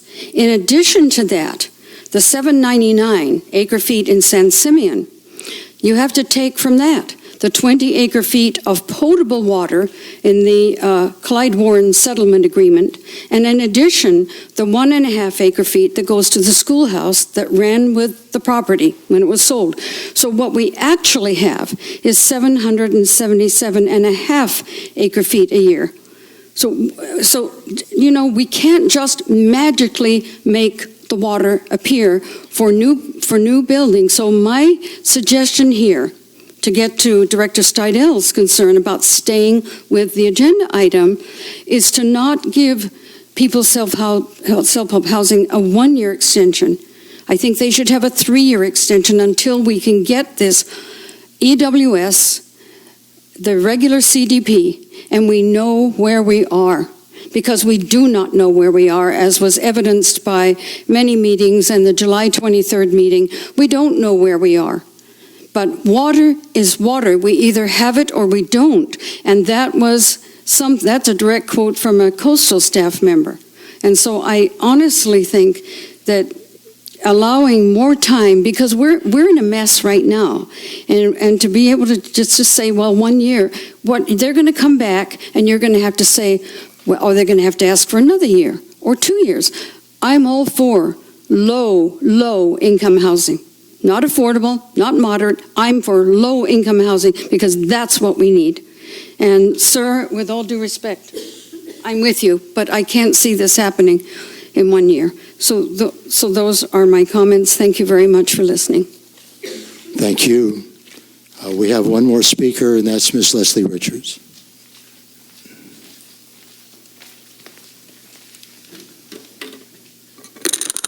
Little house cleaning here. Your staff report has information on it that isn't correct. Brian O'Neill, August 6th email. We hope to bring the appeal forward as soon as possible and are considering the September hearing, but nothing is set in stone yet. The hearing agenda is not finalized until August 23rd. If the appeal is going to be heard, all interested parties will be notified. Just a heads up on that. And number two, I would like to ask that I agree with everything that Tina Dickerson just said. I think it should be a 3-year extension, not a 1-year extension, specifically for one reason. We have an R&I ad hoc committee that's asking Ms. Bland for the retrofit information, and she can't supply it. She said it's not ready yet. We know we have water, but we don't have the data to support that yet. We'll get back to you. This information has been very confusing concerning the retrofit points program. It was left in a mess when the past employee left here. I think we should give Ms. Bland more time to have her to do all these multiple tasks with the water audit plus the retrofit points audit. For the deadline for this hearing in September is unfair, but it's just the way it is. But again, 3-year extension on the intent to serve would be probably a better position to go in. Again, I agree with everything that Tina said. We need more time here to determine what the assets are, the history of the retrofit points program that supports this project from 2012, 2013 is still a mess from what I've seen from my research. So I agree with supporting the project. I think they should have more time for the project down the line to prove that they have the water resources they need for the project, which, as I just said, Ms. Bland has stated that she can't supply the information to the ad hoc committee and R&I because it's not compiled yet. So more time is better in a situation like this. Thank you so very much. Thank you. So I believe this kind of ends the discussion. I'm certainly glad I pulled this from the consent agenda and allowed for this rather, how could we say it, meaningful discussion of this issue. So, legal counsel, I don't believe that we need to necessarily take a vote on whether we have. Yes, we do. We do, but we don't need, right, but we don't need to make a motion. It's been moved off the consent agenda. All right. So, would someone like to make a motion on item 8C? I move approval of consideration of the extension of the People's Self-Help Housing Intent to Serve letter for a period of 18 months. I would second. Do we have a second? I would second that. Thank you. I would like to offer an amendment because I can't vote for 18 months. I'd like to amend it to a year so it comes back before us. As Director Rice, as you pointed out, we do not know what the state of affairs is going to be, and I would like the opportunity to have them go forward, but we do need to readdress the situation as I see it. I'm willing to hear the other side, but I think that's more that the application is actually for 6 months. We're offering a year, so I'm not quite seeing the justification for a year and a half. So let me address that issue. One of the reasons why I think it's important that we have an 18-month extension is because what we're looking at right now is we've approved a project. They're moving forward. If they don't continue their forward movement and we don't have a check-in at 1 year, that's their business, that they're moving forward on it.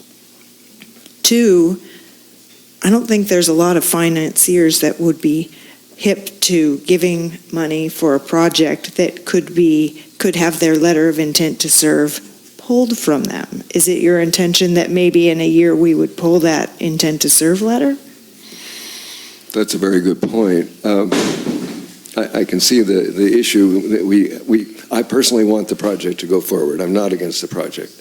I'm just concerned that there be some, that we do see that it moves forward and that it just doesn't sit. And I understand the problems that can arise. So, But I think the reason it sat before was because we were in a drought and we said we're not making new connections. I don't think that People Self-Help would be supported by Supervisor Gibson if they were the type of organization that's going to just kind of pause, like some of the other issues that we've had with other intent to serves that weren't for affordable housing. This is what this organization does for its livelihood, for lack of a better word. So I said 18 months because I want to ensure that in the climate, the way that climate is today federally, and the way they have to put together these housing funding packages, they may not need 18 months, but I'd like to not have to look at it again, since normally affordable housing would have a 3-year extension. To me, it's kind of splitting the difference between one and the other. So the question that I would have for you is do you foresee wanting to change your mind on the intent to serve, or maybe adding conditions or something, because we are going to be in a drought. Once they're built, they're built. We're already accounting for that water in the demand. May I answer? Of course. Thank you. Yes, the points are well taken. I guess where my concern is, I wouldn't want to pull the plug on the project. That wasn't my point. But what maybe you can help me, having been through this before, let us presume that it doesn't rain this winter and that we really do get into it.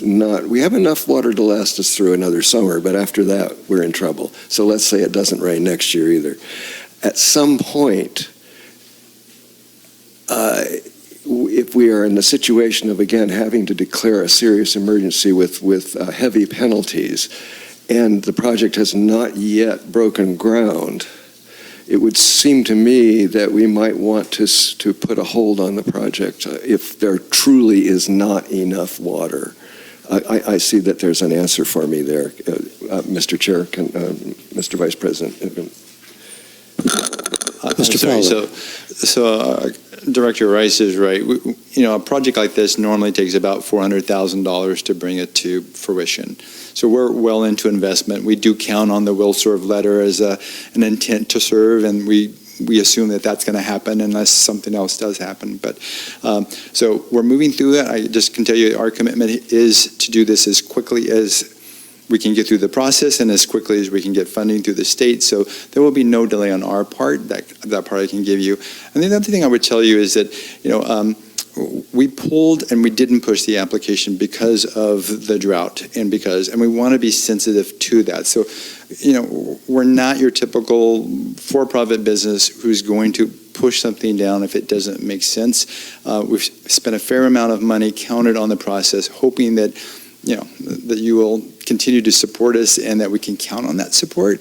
It would be unfortunate if we had spent all that money and it went down a hole and didn't produce something on the other end for the community and for the residents who need it. But if we don't know what the future holds. I mean, we've said that about water, and we don't know what the next rain season. And I think that's a valid point. And we will work with the district. We are the local partner here. We didn't parachute into this community to do something and go make business someplace else. So to the extent that we can work with the district, whether that's in building or what we do, or additional measures that will cost money but save water, let's do the partnership. Let's try and make this happen. But we'd really love the board to stand behind the commitment of the will serve letter and continue to support us, because there's a lot invested in this to go forward.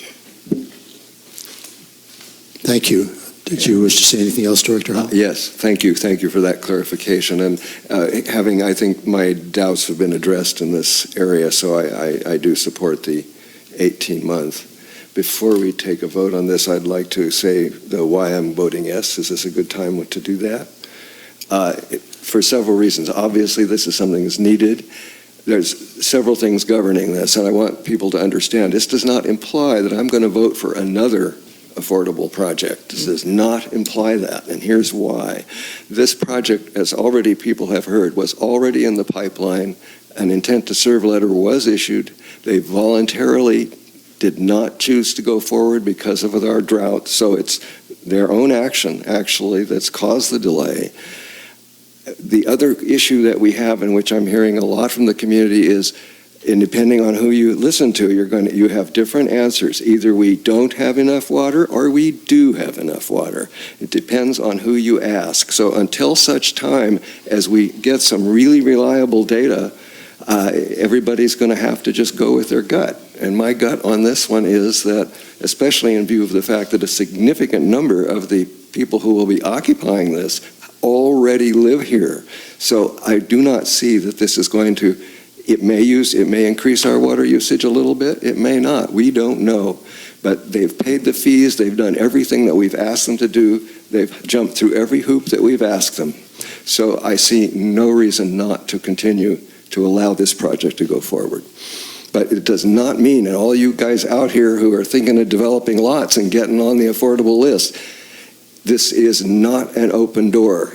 You'll have to get through me before I'm not gonna, I'll take a lot of convincing.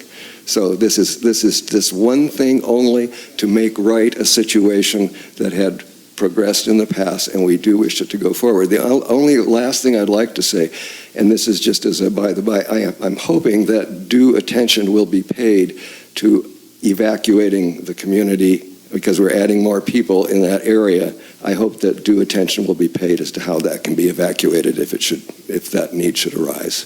But I will vote for this motion. Thank you, Director Howell. So, legal counsel, since this particular motion here is for granting a 12-month extension, and we're discussing an 18-month one now, do we need to make an adjustment in some fashion? And can we do that right now and then vote on that?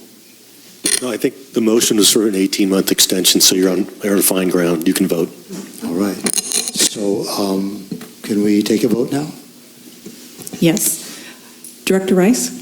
Aye. Director Stidel? Aye. Director Howell? Aye. President Farmer? Aye. All right, moving forward. Vice President Farmer, I've 5 people that have been waiting out in the hall for recognition. I was wondering if we might be able to just recognize them before we proceed to the next. Oh, I'm sorry. I was totally unaware of that. Should I have known that? Oh, okay. Thank you. Well, I'm sure I'll be criticized on many things, so I'll just run that one up the flagpole too. So yes, go ahead, General Manager. And thank you, gentlemen. Thank you. If I can, thank you very much. If I can have Annette Young, Andy Lyman, Ben Grosskreutz, and Adam Steventon, and Melissa Bland come forward.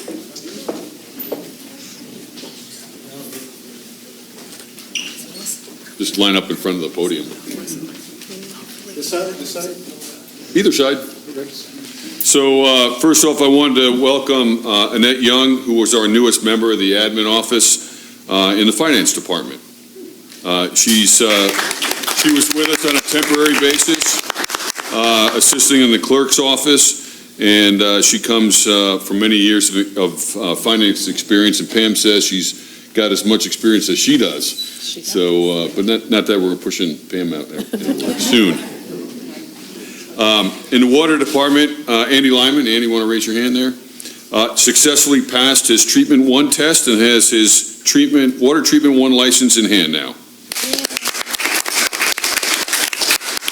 So we promoted him to Water Treatment 1 operator. He transferred into the water department from facilities and resources, and this is a great career advancement for him. So thanks very much. Congratulations, Andy. I think we only have one of the two. Ben's here, not Adam. And Ben successfully passed his Water Treatment 3 test and now has his Water Treatment 3 certification in hand.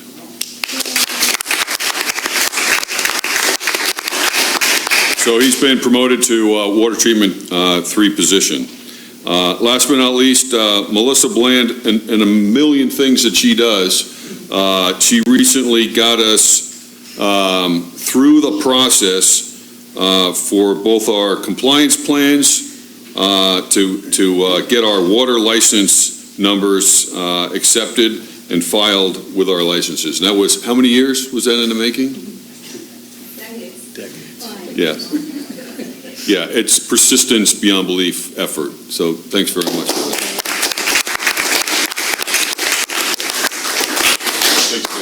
Thanks, guys. Thank you. If I could, no problem.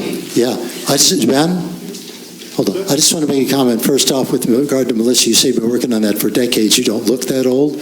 That's just my humble opinion. And, okay. But I just want to say this about Ben.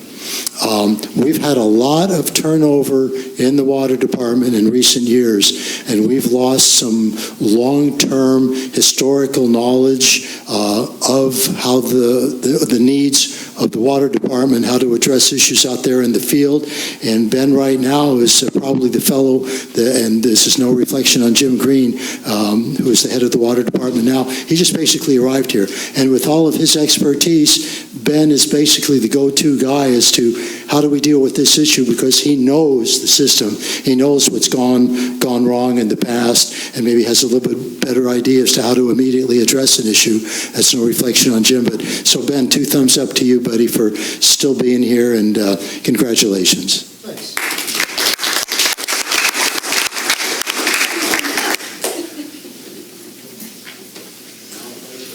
Excuse me. If I can just get slightly reorganized here. So let me ask you, yes, we're up on 2 hours now. Does anyone here on the board, or even anybody, well, if you're in the audience, you could take a break anytime you want. Does anybody on the board need a break? Okay, let's just, 5 minutes will be fine, and the clock on that wall at 4 o'clock. Is that fine, Don? Thank you, buddy.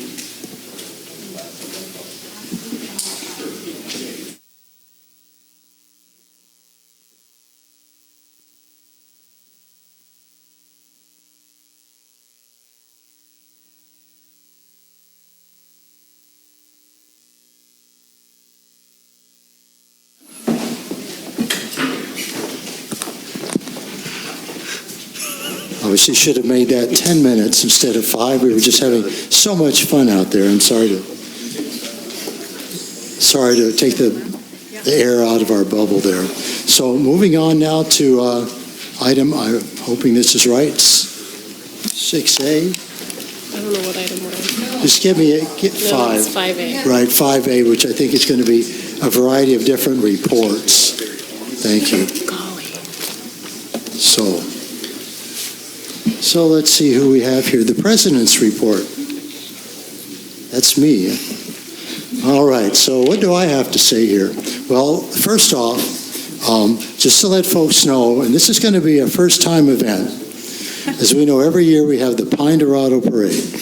Well, this year, the CCSD is going to be in the parade.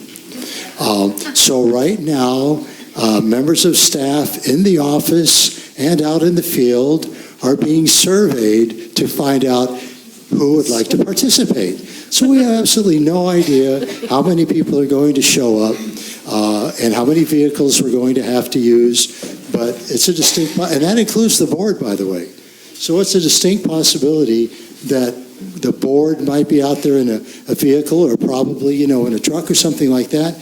So I'm going to be polling the board. Not right now, we just have 3 people, but when we get back to 5, I'll poll the board if we want to participate, and if that's the case, then I'll know how many lugs of tomatoes to have on our side, so we can throw them out into the people, out there watching us as they're throwing them at us. So. I've got a shotgun on the fire. Okay. We don't need to hear that today. Yeah, that's true. That was probably a poor choice of words there. So one other report, I don't know if it's necessarily a report, but it's as people might be aware of, since I began as a director on this board, every month, first Wednesday of the month, we hold something such as Table Talk, and people come and participate and contribute their ideas, their concerns, that type of thing. And usually it's anywhere from like 4 to, I think the fewest we've had is 4, the most we've ever had is 16, and including myself, we had 10 people this past Wednesday, yesterday morning. And so I just thought I would highlight some of the items that were there. And I do want to express my real appreciation to our new general manager, Mr. Weigold, who has been on the job now here for not quite 6 weeks and has already attended 2 table talks. And his participation, and first he was more listening than anything and giving us a sense of confidence that here was a man we knew we could rely on. And he participated a little bit more in this particular table talk that we just had. And so I'll just mention some of the items that were brought up. And the availability of water versus the people issuing intent to serve letters, that was discussed. And of course, that's one of the more contentious issues in this community. Of course, increased water use as a result of transferred water meters and buildings still taking place, not so much remodels, but the fact that we continue to issue intent to serve letters every year, that's a concern. Someone brought up the need for a community conversation so we can mainly get to the facts, especially about not just water availability and water usage, but also the facts with regarding the water facility out on San Simeon Creek Road, because as we know here in the community, it's the most contentious issue going on, I would say, and therefore we have differences of opinion, and we have one set of facts here, one set of facts here, and it would be good to have, let's say, as someone suggested, perhaps a town hall community discussion on what this plant is all about and what the intentions are for the plant and what some people hope for the plant and what some people are concerned about with regard to the plant. So having community, and also, and this is something that we've had in the past and it doesn't seem to happen anymore because right now we don't have a chief engineer who gives us a monthly report on how much water is being used. And this person also brought up how much water is being used by the community, by the way, and how much water loss. And as we know, Ms. Bettenhausen had been tracking water loss here in our community for as long as she's lived here, and it's very much appreciated. And also, this person brought up the idea, well, maybe tracking how much power we're using, especially, electrical power, especially because much of it is at the sewer plant. So those are a couple of the items. Also, I wanted to bring up one thing. I could probably do it a little bit further, but I was one of the folks that went out and took the tour, not a tour, but folks from Regional Water Quality Control Board came out and assessed the impoundment basin, the brine pond, now that it's been cleaned out. And John Rocky made the comment that he felt that staff had done a fantastic job. And I just wanted to pass that on. But also, Jim Green made the remark that the fellow that they hired to ultimately clean out the pond said that I drastically underbid this job. So it was a really problematic situation in just cleaning out the pond, but it has been done. So our hats off to staff and to the person that they hired to do that. So that's my report. And so let's move on to Finance Committee and Director Stidel. There was just general follow-on activities that were being handled by the Finance Committee, including forwarding of the reserve policy to staff. And I believe as moving forward with that, we'll see something on that on our board meeting on the 18th, discuss some potential future item actions that the committee may want to invest some time taking a look at, but it was also decided that they were a couple of items that probably needed to be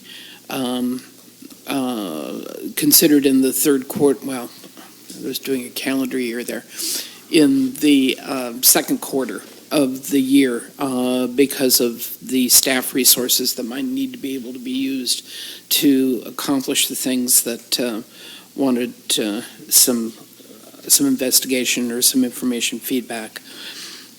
We had also decided that it was more practical to cancel our August meeting as a timing issue because of the availability of information that we were going to be reviewing, particularly the audit report, expecting information to not be available until in the early September timeframe, and in fact pulled back our meeting from later in the month to the 10th of September, if I'm not mistaken, to be able to address that. And I don't know, is there still an issue as far as the cancellation of that August meeting? I was told that that was something that council needed to provide feedback on. No? Oh, okay. That's okay. Maybe I misread the email. Okay, so other than that, there's no specific action or information for me to relay. Thank you. That was brief and to the point. Much appreciated. Before we go to Resources and Infrastructure and Director Howell, we actually have two public comment requests on this item. So once again, Christine Heinrich.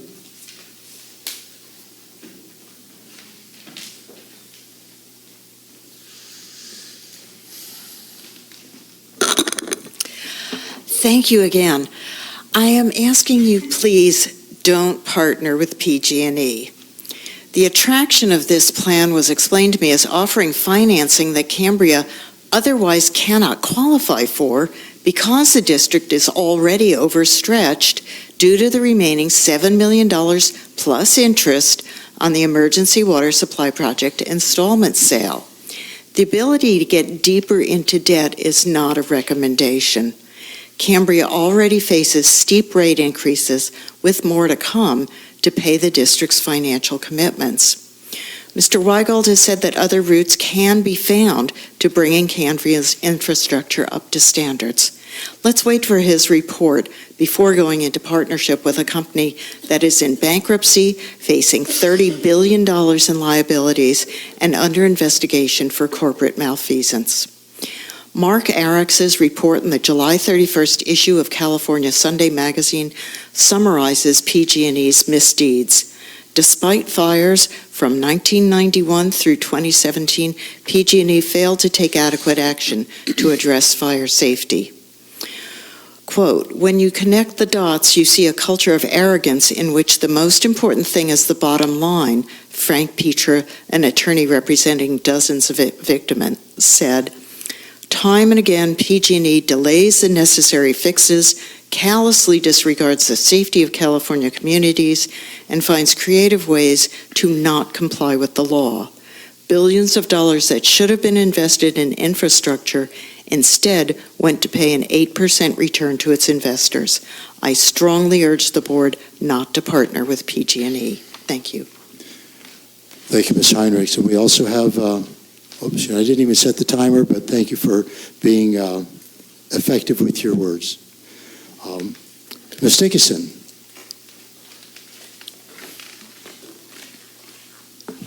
Thank you, Vice President Farmer. I echo the words of Ms. Heinrichs.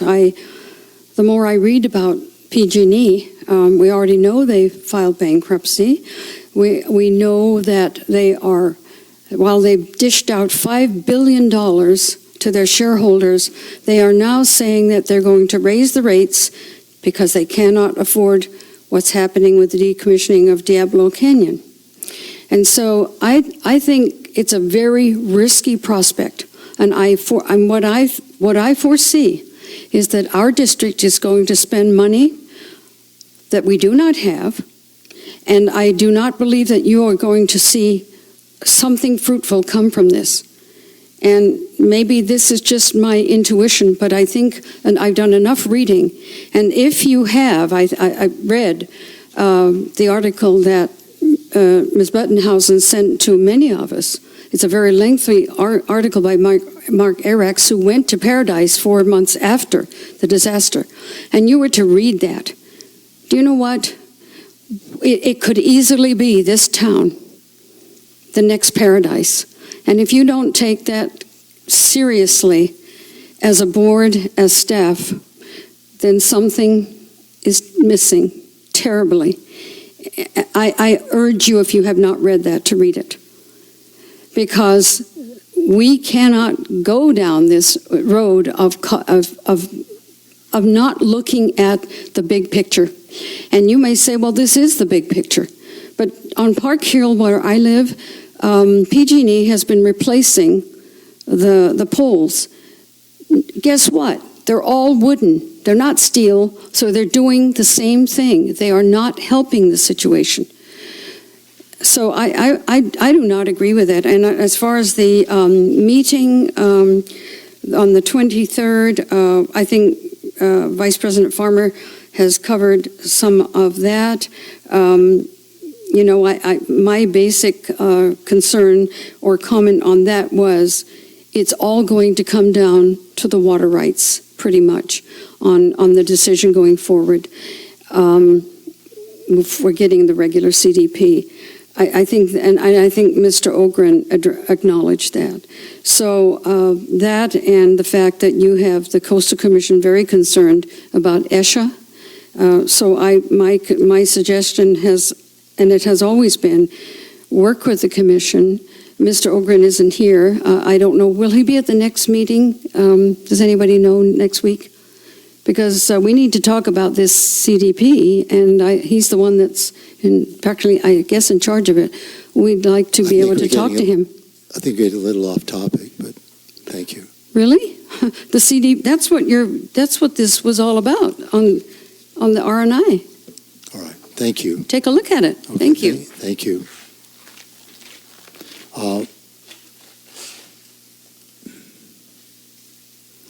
Before we move forward, I just want to apologize to Mr. Heinrichs, who was the vice chair of the policy committee, because she should have been next. But right now we're discussing R&I. People have already made public comments, so we'll come back to you, okay? So, Director Howell? Thank you. In the interest of time, I won't bother to read the report, which is in the agenda packet, and I'm sure the board members have already read it, and I invite the public, if they haven't read it and didn't attend that particular meeting, which was last Thursday, that I invite them to read that to get the full detail. I do want to bring forth, however, a few points briefly, and also to respond only very briefly to the commentary that we just heard. I did read the article that's being referenced, and of course it really does make your hair stand on end, I have to tell you that. But my takeaway is a little different, I think, than what I'm hearing. The fact that the town burned down, the Paradise burned down, and that some 85 people or so were killed could be laid directly to the absence, the serious absence of planning in that community. So we can't blame PG&E for the fact that all those people were killed. However, it is certainly without question that PG&E started the fire. That is true. But the effect of the fire, I think the people who developed Paradise and the people who did things without regard to the environment and without regard to their evacuation needs are in some way responsible. Apropos of that, then, as we move forward and we take an object lesson from that, is that whatever the other forces are out there, a fire could start for any number of reasons and for any number of possible negligence and neglect or even bad behavior. But what happens as a result of that depends entirely on us as to how we proceed with some of these difficult questions. Enough said about that.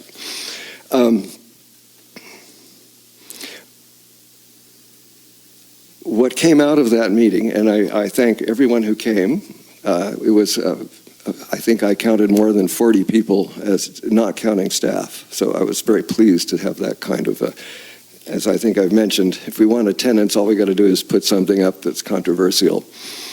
If everything's going well, this room is often pretty much empty. But it is really good. It's an opportunity to hear from the public, and we did hear And much of those comments I included in my report. What came out of that, though, the general take, which I wish to bring to the board, is what we've already been hearing and over, is the importance of getting a set of facts that we can all parties can agree that as to what the truth or what these facts are. And until we have that, much of the arguments and discussions that we have are really not to the point. So we are still working. That's where effort is going to be spent, is trying to bring forward facts so that everyone has an understanding of the situation as it exists. Because right now, there are different versions depending on who you talk to. So that's of supreme importance. The other thing that came out of that, and what's been, what's been brought to my attention, and it's my own feeling, is that we do have to provide opportunities for the public to vent. There's a lot of frustration on all sides, and we need to let people let that out and express that, hopefully without any fights breaking out. And may I compliment all the participants at the R&I meeting. Even though there was considerable difference of opinion, everyone was polite to each other, and even, I might say, friendly. So I think there is some hope somewhere that we can make this community, we can kind of get together and at least start going in the same direction.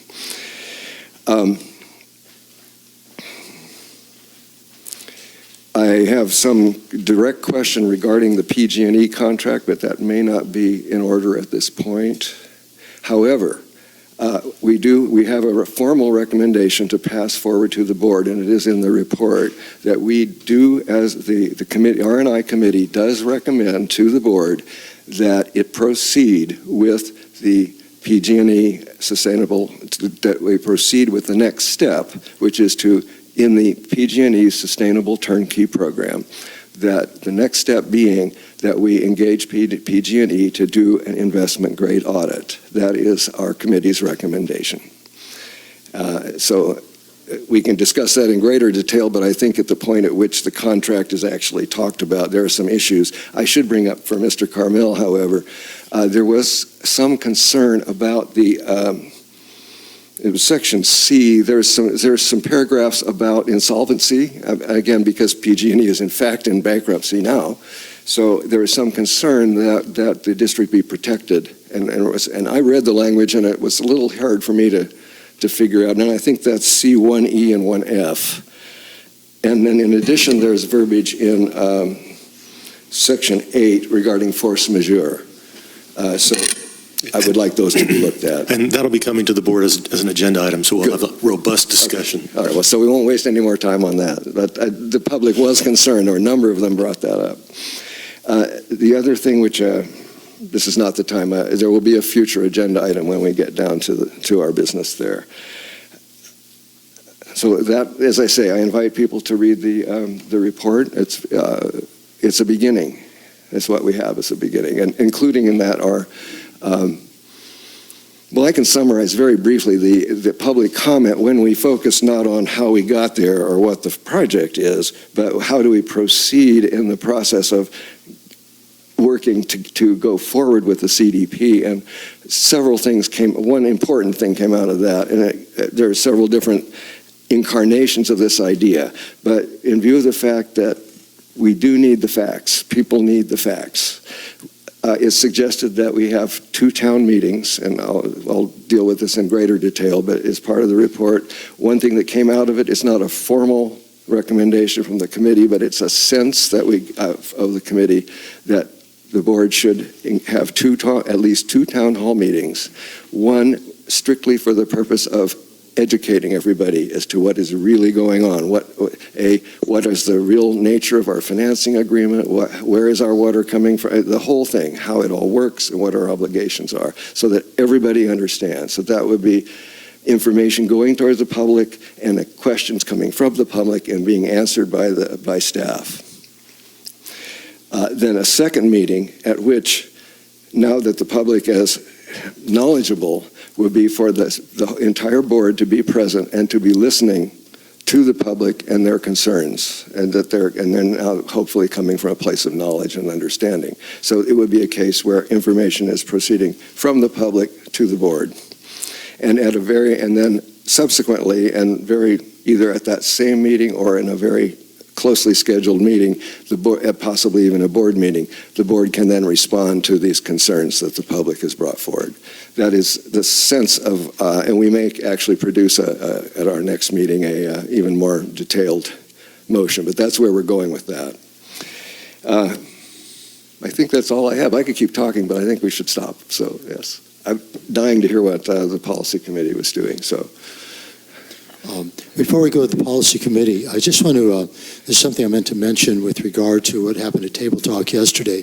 And you made the remark about not necessarily renaming the facility, but you used the term groundwater recovery and reuse facility as maybe something that would be a little bit more appropriate in defining what that facility does. Is that correct? Yes, and I'll expand just very briefly on that. There's two terms that are currently actually being used for the facility and the plant. There are a number of places where we see when the reference is to the plant by itself, just the plant, what's in that square, what is in those shipping containers, you can draw a square around the whole thing. That is actually called officially, and you'll see it in the documents, a advanced water treatment plant, and that is what it is. Now, the other thing when you speak about the plant, and all the pipes and the extraction wells and the injection well, and you take the whole thing as a unit, then we start to speak about a project. And what we see from the drinking, it's our drinking water, what's the board's name? I just saw the license, not the Regional Water Quality Control Board, but it's one that controls just drinking water. Department of Drinking Water. That's it, Department of Drinking Water, thank you. And so in our license is actually in our license as to how and which wells we can use when the AWTP is running. That is referred to as a groundwater resource reclamation facility, a GRF. So to expand on Vice President Farmer's notation, but those are names which have nothing to do with anything about how the facility is intended to be used, when it's to be used, or anything. They're very neutral, but they do accurately describe what the facility is and what the plant is. Anyway, moving right along. Thank you, Director Howell. I just want to mention that one of the things that was discussed yesterday at Table Talk was options to other than PG&E, since one of the commenters from public comment was addressing the issue, or two people addressing the issue of how dependable PG&E is, and I believe that, General Manager Weigold will be addressing potential options that we have in that area. So now if we can just kind of move backward a little bit, and Mr. Heinrichs, if you could step up and give us a report on the policy committee. And also, if perhaps after that, Christine Heinrich, if you could just get up briefly and pass on, oh, you're right, sorry, Tom. Tom Gray just turned in a slip to speak on this particular item, is that correct?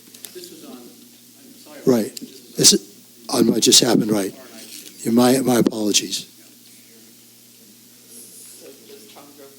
Yeah, I'm sorry. Let Tom go first. I'm sorry about that. Well, he wanted to speak on you. I was just looking over the report that Chairman and Director Howell was referring to. We do need to, I'm a member of the committee, I'm Secretary of the committee, and I think we need to be clear when explaining this that many of these suggestions, or all of these suggestions regarding the conduct of a meeting or what the meeting is supposed to cover, what our goals are, they're not yet been formally decided by the committee. There's a meeting on Tuesday, and Mr. Howell, of course, back me up on this. There's a meeting on Tuesday where this item is essentially continued with a focus on the process of deciding where we're going to go forward in terms of our strategy or definition or whatever of the facility. for the purposes of the CDP. So I don't want to, I'm not correcting anybody, but I want to make it clear that these are all things that are still in the works. They're in the air, they're being discussed, and they will continue to be discussed as this item is continued at Tuesday's meeting at 3 o'clock, right here. Thank you. Thank you. May I? Director Howell. Thank you, Vice President Farmer. Having Mr. Gray stand up there reminded me of something that he and I had been talking about, and I have some correspondence from him. And I do need to make a kind of a pronouncement, public pronouncement. So in addition to inviting people to our meeting on next Tuesday at 3 o'clock here in the Vets Hall, I do need to enunciate a policy regarding written comments and how they will, if and when they will be included in the minutes. So this is the chairman's ruling on this, because our bylaws are silent on the matter, as is Rosenberg's Rules of Order. And Robert's Rules has some things, but as far as I can interpret it, actually gives me a certain amount of freedom. So this is my pronouncement. We'll see how it works. And if things don't go well, we can change it. But here it is. If a person comes to the meeting, to the R&I meeting, now this is all we're talking about, it's nothing to do with any other committee or this board. If a person comes to the R&I committee and they have written remarks that they read so that it is actually part of the minutes of it, could be if we were keeping that detailed minutes, then at their request, we can include their written comments as a attachment to our minutes, because it actually was part of what we did.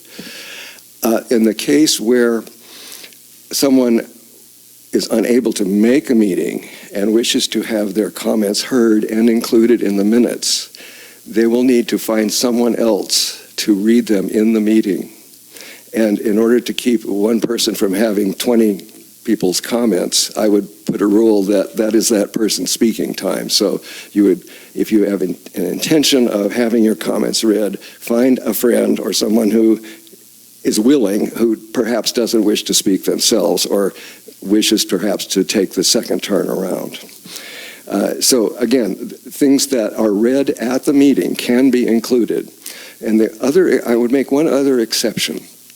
If I get a request from someone who normally attends and could normally be expected to attend, but for either because we've changed the meeting date or for some other personal reason they are unable to attend, they may submit written comments, preferably to be read by somebody at the meeting.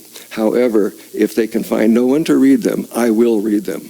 But again, if this starts to be abused and I start getting an entire packet of letters from one faction or another, then I will exercise my chairman's privilege and simply say that this is too much and I'm not going to do it.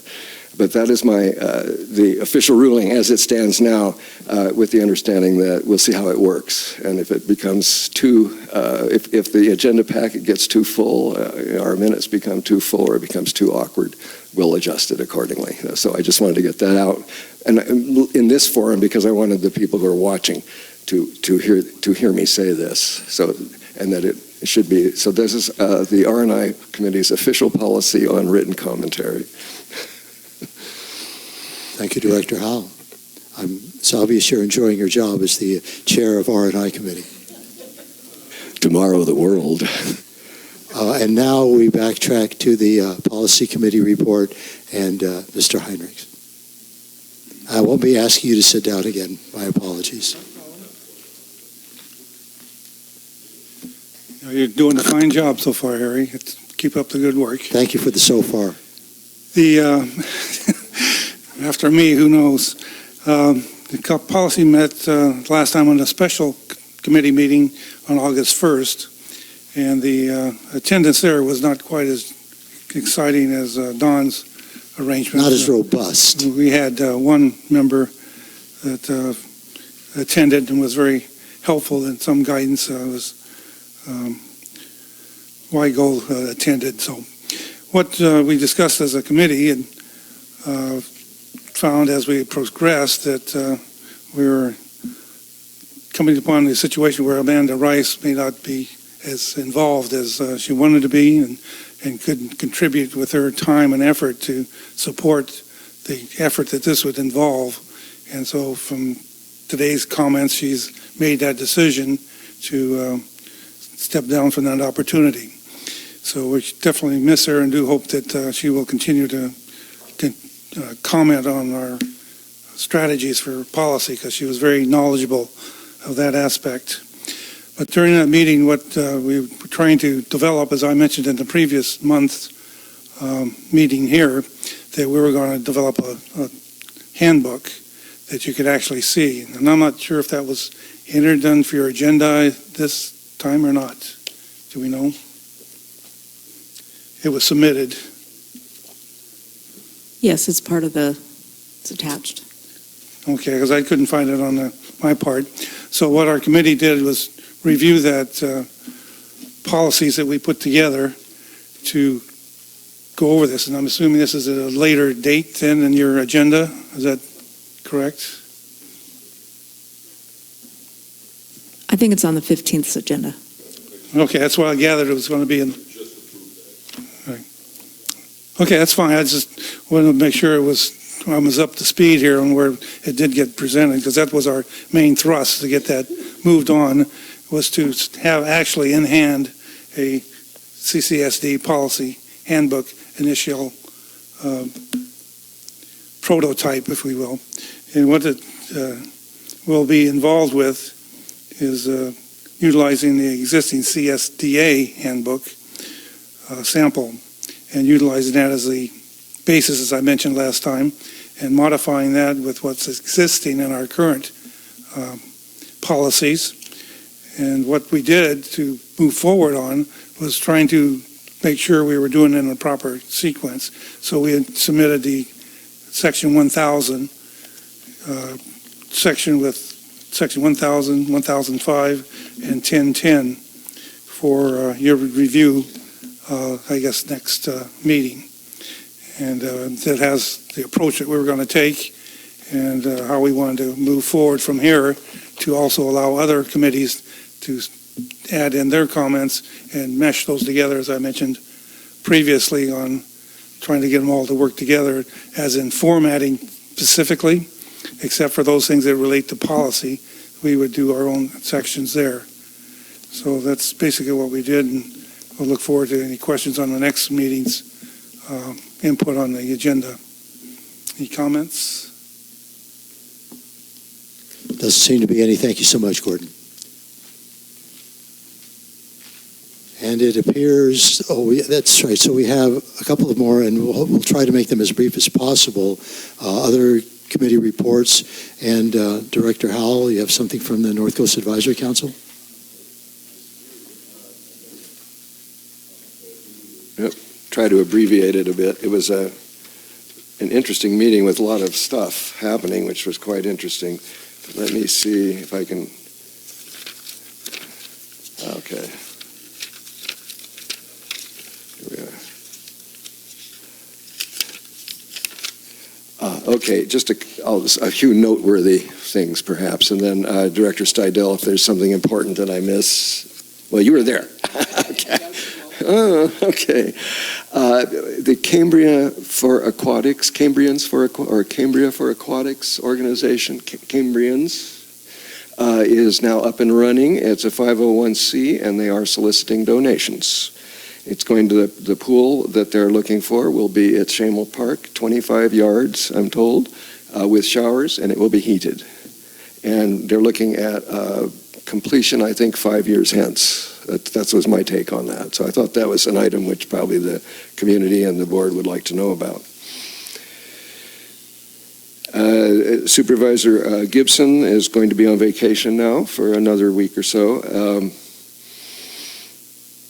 Let's see, just a second. There are issues about the San Simeon wastewater, but I think we won't go into that today. But he did mention some things about that. He did also mention the Water Resource Advisory Committee, which in cities, CSDs, and water purveyors have a vacancy, and Mr. Gibson has the option to appoint someone to that position. There's a data sheet available. The committee meets monthly on the first Wednesday. So just bringing that forward for anyone that might be interested in participating. Arlen Singwald, who has been the liaison, I suppose we might say, between the NCAC and the Planning Commission after 11 years as the liaison, is moving on, and I gathered upwards.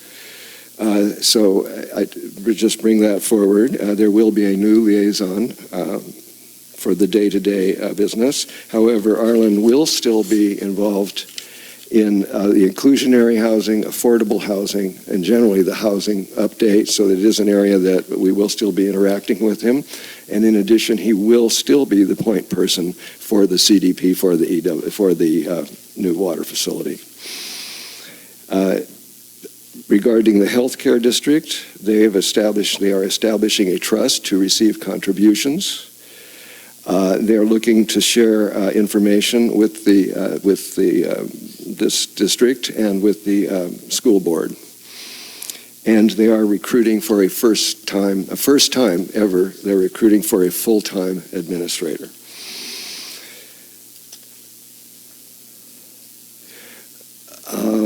Those are the most of the, there's more.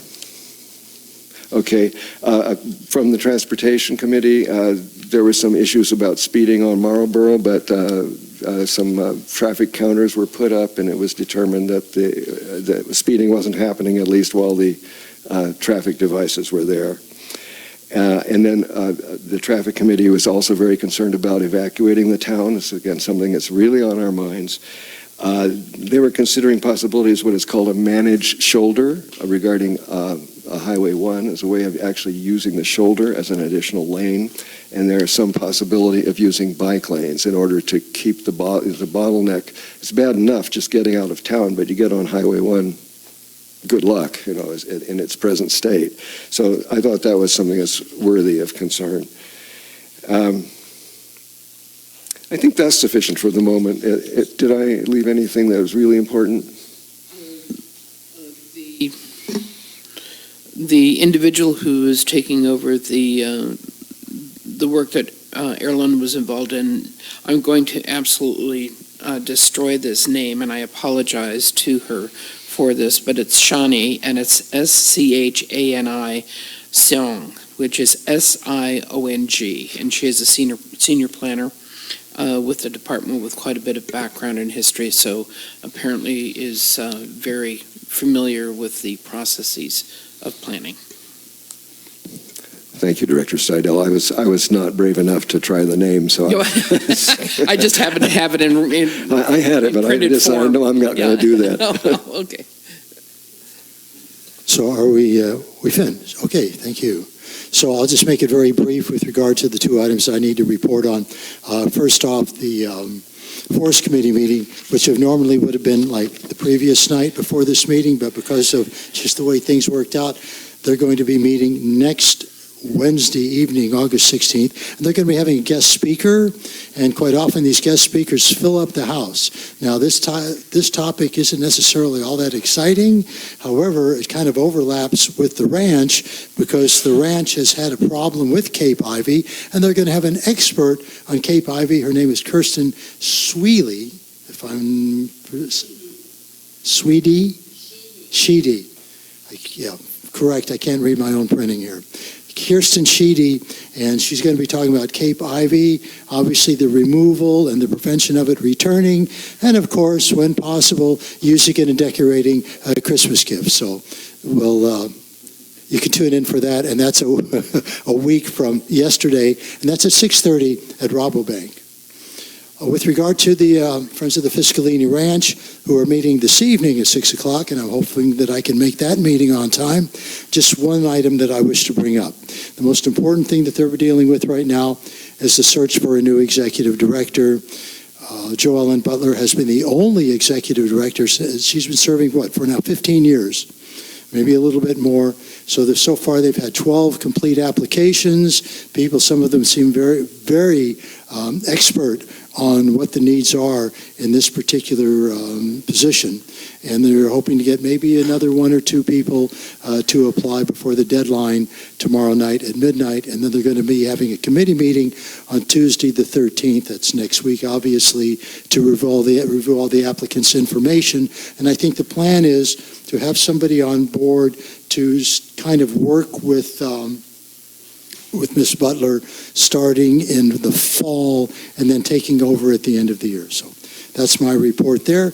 And now we're going to move on to the general manager's report. But before we do that, we have a request to speak on this particular item. And I figure we might as well have Christine Heinrich speak first, and then our general manager can reply to whatever comments you wish to make. And if you do us just a favor, Christine, bring up that information on the article written about Paradise and just mention the speaker's, the author's name for the public that are here, the few that are left here as well, people watching on TV or online, so they can read this very timely and somewhat, how could you say it, get your attention article. So, if you'd like to get up and mention that, is that what you're going to say?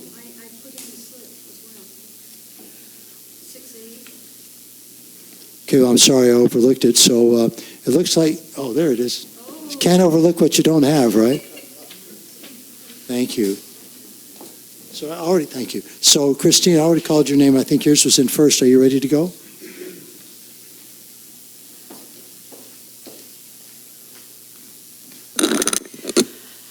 Thank you again. And thank you for bringing this list of existing water commitments to the board. As Director Howell said in requesting this list, we keep telling people we have no water. And he is correct that while Cambria has adequate water for current users, adding more is folly. And the Coastal Commission's comment on the recent Swift minor use permit for a single-family residence on Moonstone Beach Drive, which was approved by district staff and the county planning department, the project cannot be found consistent with local coastal program policies related to water supply in Cambria, specifically Coastal Zone Land Use Ordinance Section 23.04.430 and Public Works Policy 1 require new development to demonstrate that adequate service capacities are available to serve the proposed development, and that lack of proper arrangements for guaranteeing such service is grounds for denial of a project. The Coastal Commission says we believe that Cambria's current water supply is insufficient to provide new water service to any lot that is not currently receiving water, regardless of whether the applicant has previously secured an intent to serve letter from the CSD, or whether there is an existing inactive meter located on the property. The Commission's letter goes on for 2 more single-space pages, which I have provided to the board. The rationale of Ms. Bland's compilation of retrofit points accrued to offset the anticipated water use for this new construction is a classic example of paper water. Retrofits are intended to conserve water to allow the community to be secure in its water supply. Allowing new construction and new residents to continue using the water ensures the status quo of not enough. Reassigning that water to a new user deprives Cambria of one more way to conserve when drought arrives again. Allowing the maximum possible water use means there is less margin to conserve when times get dry. It's another turn of the tap, making the community less resilient. As the district legal counsel, Tim Carmel, wrote in summarizing the situation in 2011, the reality is that there is still a finite limited supply of water that has not been replenished or augmented since the emergency declaration in 2001. Fundamentally, nothing has really changed since the board's declaration of the Water Code Section 350 water shortage emergency. This is particularly true if the reduction in consumption is a result of the regulations and restrictions that the district has adopted and not the current economy. In that sense, arguably, those regulations and restrictions have simply achieved precisely what they are designed to do. In a sense, if the moratorium was to be lifted and new water connections permitted and increased use allowed, it would undermine what has been saved and achieved. In a sense, the community's success in reducing water use and demand would arguably result in it being more vulnerable in future droughts, as well as not meeting the requirement when the moratorium was established of suspending the issuance of additional intent to serve letters until it is found that sufficient water is available to serve current and future demands. Thank you. Thank you, Ms. Heinrich. Ms. Dickinson. Gosh, there are ants everywhere. There's about 5 today. Well, okay, thank you. Couple of things. I've brought this up before over the years since since a decision was made, I guess. I don't know by whom. I don't understand why the administration is reimbursed $100 a month for a cell phone, yet the staff in the facilities, in water, wastewater, all of our facilities receive $45, which everybody was reimbursed $45. We have 3 cell phones on a plan in our family, unlimited use, whatever, $103 a month for 3. What happened? I mean, this happened several years ago, and I would like to know why that's the case. Why is it costing almost $100 for 1 if we can get $100 almost for 3? So that's one. Another item that appears in the public records requests and responses in the general manager's report, I have been somewhat frustrated because I've been asking Mr. Ogren, I've been asking at meetings, and I finally put in a public records request on the canon analyses for the options that the district was paying canon to look at for the impoundment basin retrofit. So there are 4. And the first one, alternative 1, remove pond and restore area at a cost of $872,300. Alternative 2, arch chamber storage facility, $4,552,267. Alternative 3, perforated corrugated metal pipe storage facility, $3,028,634, and alternative 4, stackable modular storage facility for $4,995,641. Since Mr. Ogren is no longer here, I can't ask him, but Mr. Weigold is now the GM, and I would ask, I did put in further public records request in asking if a decision has been made on any of these options at all, and I haven't received a response to that question. So those are huge figures, and I can't even imagine the district being able to afford even the one that's under $1 million. So I would ask that we have the community find out exactly what, the board hasn't discussed this. I mean, this hasn't even been brought up in front of the board. So not sure if the board even has this analyses or not, but I'd like to get some information. Thank you. Ms. Dickinson, before you leave, with regard to the article that both you and Ms. Heinrichs have mentioned earlier regarding Paradise, if you have the information right there, if the author, if you could just maybe get up and read that so people out there, like I said, that are watching or listening can read that article. It's huge.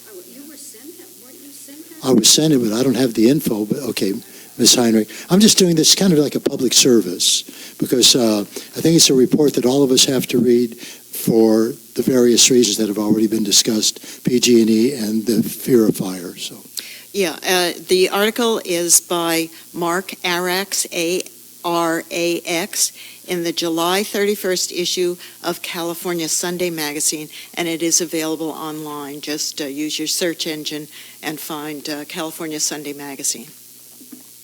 thank you. And now we move to our general manager's report. Mr. Weigold, thank you for your patience. Thank you, Mr. Vice President. Long report this month. This is day 40 for me. I'm continuing my meetings and and tours of CCSD facilities and spaces. I've gotten just a small amount of our parcels that we own, which is numbering somewhere around plus or minus 300, and just to get a sense of kind of what a parcel means for us and what we have to do to take care of it. But I've been through the attic here, end to end, found 1973 magazine up there. I've stood at the top of a water tank, one of our water tanks. I've been down to the wells, not all of them yet, but I'm slowly making my way through. I met with Cambrians for Water, Green Space this past week. I met last Friday with the SLO County Public Works Office, met a bunch of folks, which are important for us because they do the same sort of thing, and we can establish a network with them to understand what's working for them and what might work for us.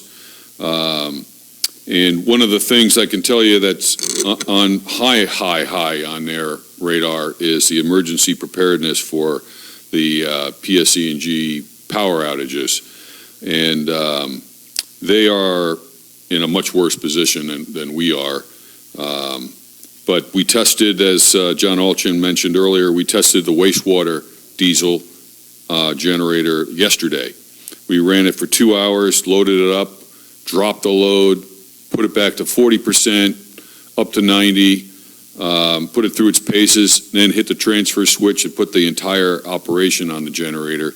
And keep in mind, this generator's about 40 years old, but everything ran really well.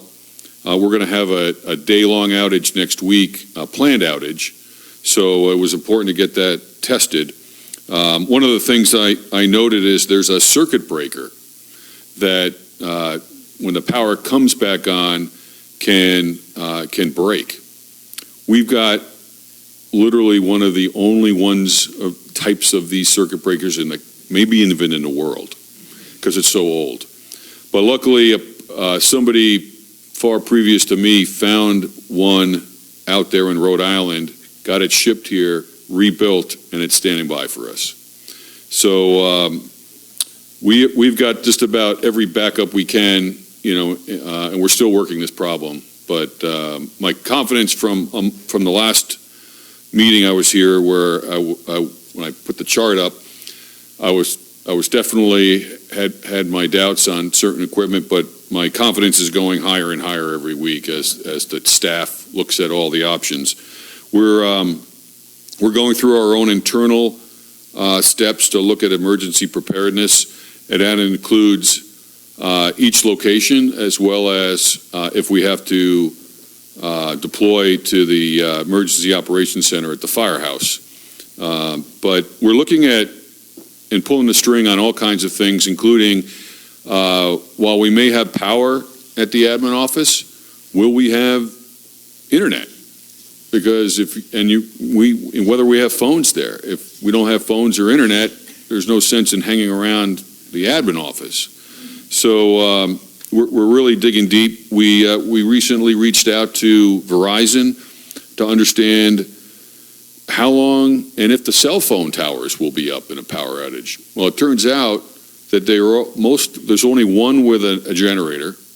All the others are batteries and only last on average 4 to 6 hours. So we're going to contact all the other cell phone operators, AT&T and others, to find out what the status of their towers are, just to understand going into a power outage what we can expect for Cambria. And then, General Manager, I'm sorry to interrupt. Nothing personal, but we've arrived at the 5 o'clock hour, and I believe therefore we have to make a motion to continue, let's say 5:30, and keep our fingers crossed. Sorry for the interruption. So anyone want to make a motion to extend the meeting to 5:30? I make a motion that we extend the meeting till 5:30. Second. Okay, and roll call, please, quick. Director Stidel? Aye. Director Howell? Aye. President Farmer? Unfortunately, aye. Thank you, Mr. Weigold. Continue. I'm sorry to be so detailed on the emergency preparedness, but I really think it's the issue front and center, even more so than the water issue right now, because the havoc it could potentially wreak on us here. So as we'll continue to work through this and do our own internal drills, so people know where to go and what to do, and then we can inform the community. I also have established weekly meetings with my managers, which is a chance to both do some training on any big issues that we're encountering, as well as talk about what I'm calling my big rocks. Those are the big issues that affect every department. We have established an SWF website page.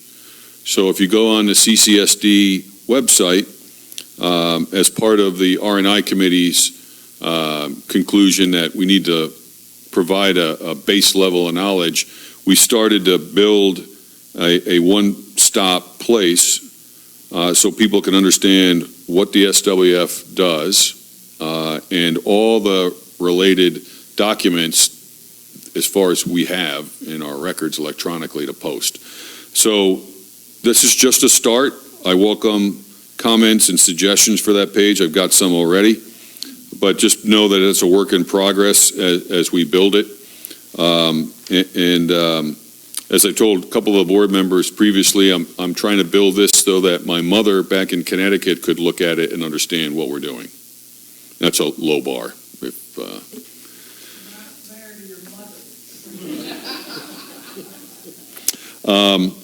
Over on the impoundment pond, so reference earlier that we had an inspection by the Regional Water Control Board, John Rocky, who was really impressed with the level of cleanliness of that.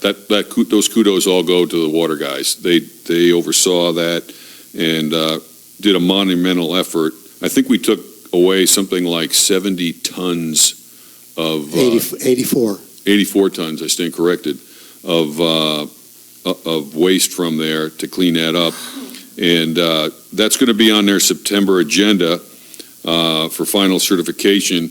And what that means is once we have that approval and letter from them, we can go and get released from the bond, which will save us about $70,000 a year. Over on the couple of the questions that came up, so there's still question that we're issuing intent to serve letters, and I will tell you that's only board approved, so nothing is being approved. No intent to serve letters are being approved, but there are situations where we're approving what we call confirmation of water and sewer availability letter, and that's different than an intent to serve letter because the parcel is already in active service. In this case, from a transfer that occurred in early 2000s, and so they didn't need an intent to serve letter since the service had already been provided.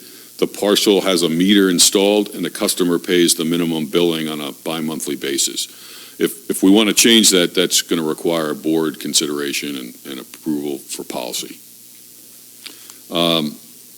On the cell phones, I'll have to do a little more investigation on that. What I do know is that if you have your own cell plan, and I get a military discount on mine for $129, the max that the district reimburses is $100 per phone, and many of the staff get their work phones forwarded to their cell phones because they're moving around a lot, and so we can increase the efficiency of getting calls handled.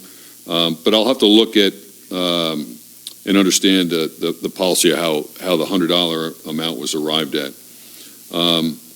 The Cannon report for impoundment options is just a study that was initiated before I got here, and we haven't looked at any of those options yet. I'd add that there's a fifth option on that's not listed on the Cannon report, and that's what we're doing right now, and that's to do nothing. and we just let that thing sit there. But there are, ongoing issues. First, we have to get certification to close it as is before we do anything else with it. And I'd also add that, the cheapest option is almost $1 million, and we have no money in the budget to do anything with it this year. So in my mind, unless we would be able to come up with an option where we could self-fund that, I honestly don't know what options we could do to go forward at this point with any of the things other than do nothing for now. Last but not least, Vice President Farmer already mentioned, we're going to participate in the parade. We'll be organized together with some of the other organizations that are partnering with bits and pieces of the CCSD. For example, the fire safe group is going to be involved in riding with the fire engines and marching with them, but we'll have them all contiguous for our group. And I think Friends of Fiscalini Ranch are riding with some of the facilities folks. So we'll have a lot of community already embedded with us, which I think is great. And that concludes my report, subject to your questions. Does anybody have any comments on the board? I'd just like to make a couple very quickly here. First off, yesterday at Table Talk, you spoke about the possibility of other options than PG&E for pursuing repairs at the wastewater plant, and you also spoke about the possible use of solar power in addressing our electrical needs.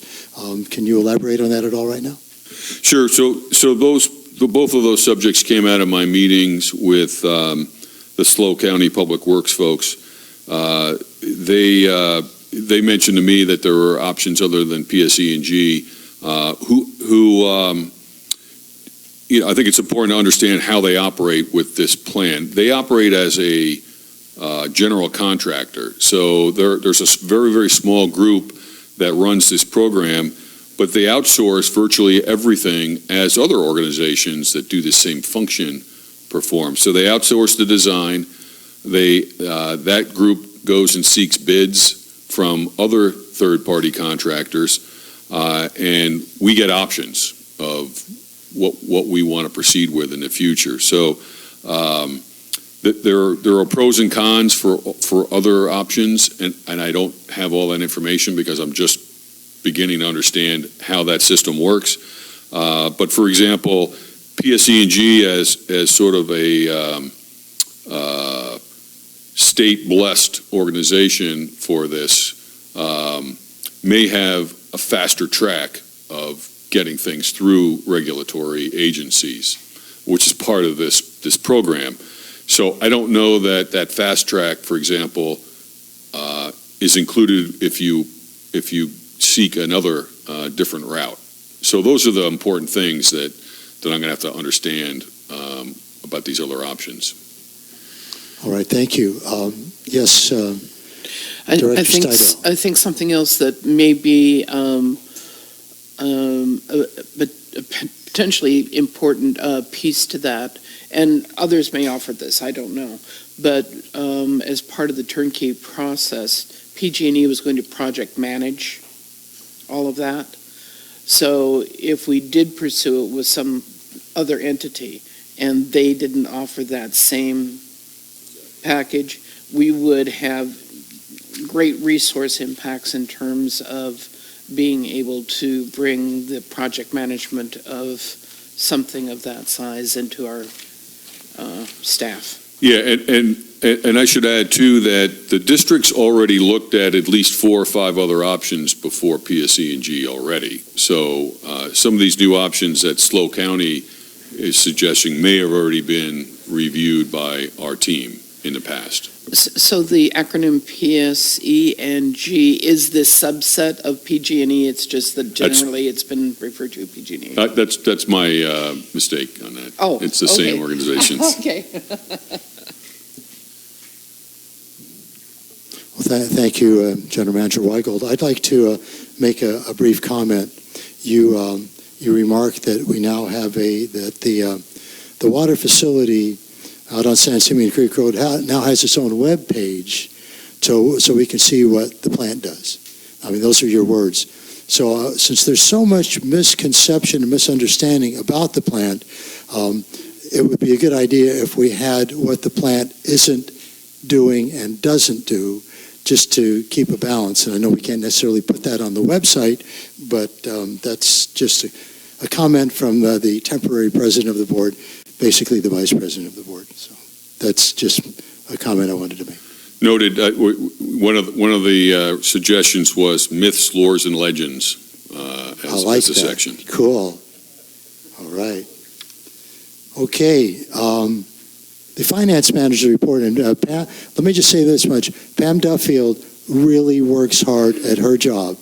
And the fact that she's had to spend so far 3 hours and 10 minutes sitting here and almost saying nothing when she's got so much to do at the office. Thank you, Pam. You're on. Thank you. Thank you, President/Vice President Farmer and board members. So just a quick update on Tyler and the new financial system. So over the next 30 days or so, I might be reaching out to the Tyler Ad Hoc Finance Committee. I have to complete a very large questionnaire or survey, whatever you want to call it, so that the Tyler team can digest all that information and come up with an implementation schedule for our new system. So just so you're aware, I might be reaching out to you. And then the status of the audit, I pretty much wrote it down, that we're still going through the motions to get this completed. We've spent a great deal of time going through information from last year's audit just to get reassurance that that information was in fact correct and things were reported properly. And I think we've finally put all that to rest, and the auditor and myself are very comfortable that that information was correctly portrayed. And so we're moving into all that we need to finish for the 17-18 fiscal year audit. Hopefully that will be done by the end of August. And then at that point, there's a large document, about 12 pages, that I have to write called the Management Discussion and Analysis. And then the auditor will have to be writing his financials with his part. So it's kind of a little bit of a light at the end of the tunnel. We may be completing the audit sometime in the next couple of months, and then at that point we'll move right on to the next year's fiscal year's audit. Congratulations. Thank you. As long as that light at the end of the tunnel isn't that proverbial train coming at us, we'll be okay. No, not a train. Hopefully not. Thank you. So now I believe we'll be moving on to item 7 and regular business. Home stretch. And so item 7A is discussion and consideration to appoint an ad hoc committee to evaluate the affordable housing application for allocation. So do I need to hand this over to the general manager, or can I just move forward? Okay. So does anyone here on the board wish to comment on this item? Yes. Okay. Well, hold on. Let me, I believe I have 2 requests to speak on this item. I know, Mr. Mathis, quite often you have to wait a long time to make a sale in real estate, but I'm sure that was not nearly as painful as sitting here through this meeting and having to wait for you to get up and speak in public comment. So, Bill Mathis, you wish to speak on this item, so go ahead. And raise that microphone since you're kind of a tall fellow there. Hello. And push the button. Is the green button already on? You sound like you're on. Yeah, it's on. Yeah. Hi, I'm Bill Mathis, a broker associate with Coldwell Banker here in Cambria. I originally came to Cambria in 1995, building houses. I'm here to point out a few things about the need for affordable housing in this community at the moderate income level. With the rising cost of homes in Cambria, the prices become out of reach for most. Here in Cambria, there are many people who would jump at the opportunity to purchase an affordable home at the moderate income level. Among them are retirees on fixed incomes, school teachers, firemen, divorcees, and workers of all kinds. I'm working with several of these people now. I'm concerned because it seems that there are some on this committee that of the mindset that these affordable houses should only be for the very poor, or that they just don't want any development in Cambria. To my knowledge, Jeff Borges is the only builder who has attempted to build any of these low-income homes, even though the CCSD has offered 6 of these meters per year. I listed and sold one of these homes. It was a very long and arduous process to sell just one, and it almost didn't happen, even with the county and state assistance money for a first-time home buyer, of which there is currently no money available for that program. The process was so difficult that, to my knowledge, Mr. Borges nor any other builder or investor has attempted to build and sell another low-income home in Cambria. The County of San Luis Obispo's affordable housing program offers moderate income level. The CSD recently, and possibly by the prodding of Gavin Newsom, saw the need to get on board and offered 56 of these affordable housing water meters. I have assisted in the purchase of several of these properties and the CSD affordable application process. One of the categories on the application is for moderate income, of which the County of San Luis Obispo already implements. My clients and I spoke often with Melissa Bland at the CCSD. Although she didn't actually state that the CCSD would be implementing the moderate income meters, it was clearly understood that our desires and intentions were to build moderate income homes, as stated on all of the applications that myself and my clients have already submitted and paid for. My clients and I would not have moved forward with the purchase of these properties and application process had we been informed that the moderate income homes were not a probability. This board now has the opportunity to do something good and well needed for this community and not go back to the dark ages of anti-development. Now let's do the right thing together and see these few projects together to fruition as they currently stand. All right. Thank you, Mr. Mathis. Christine Heinrich.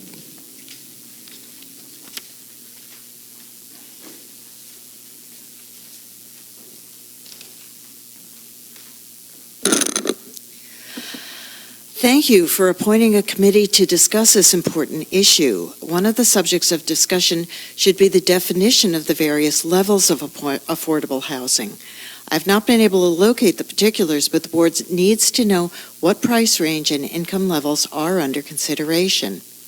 Cambria's need for affordable housing may be a result of pressures brought by long-term rentals being converted to short-term Airbnbs.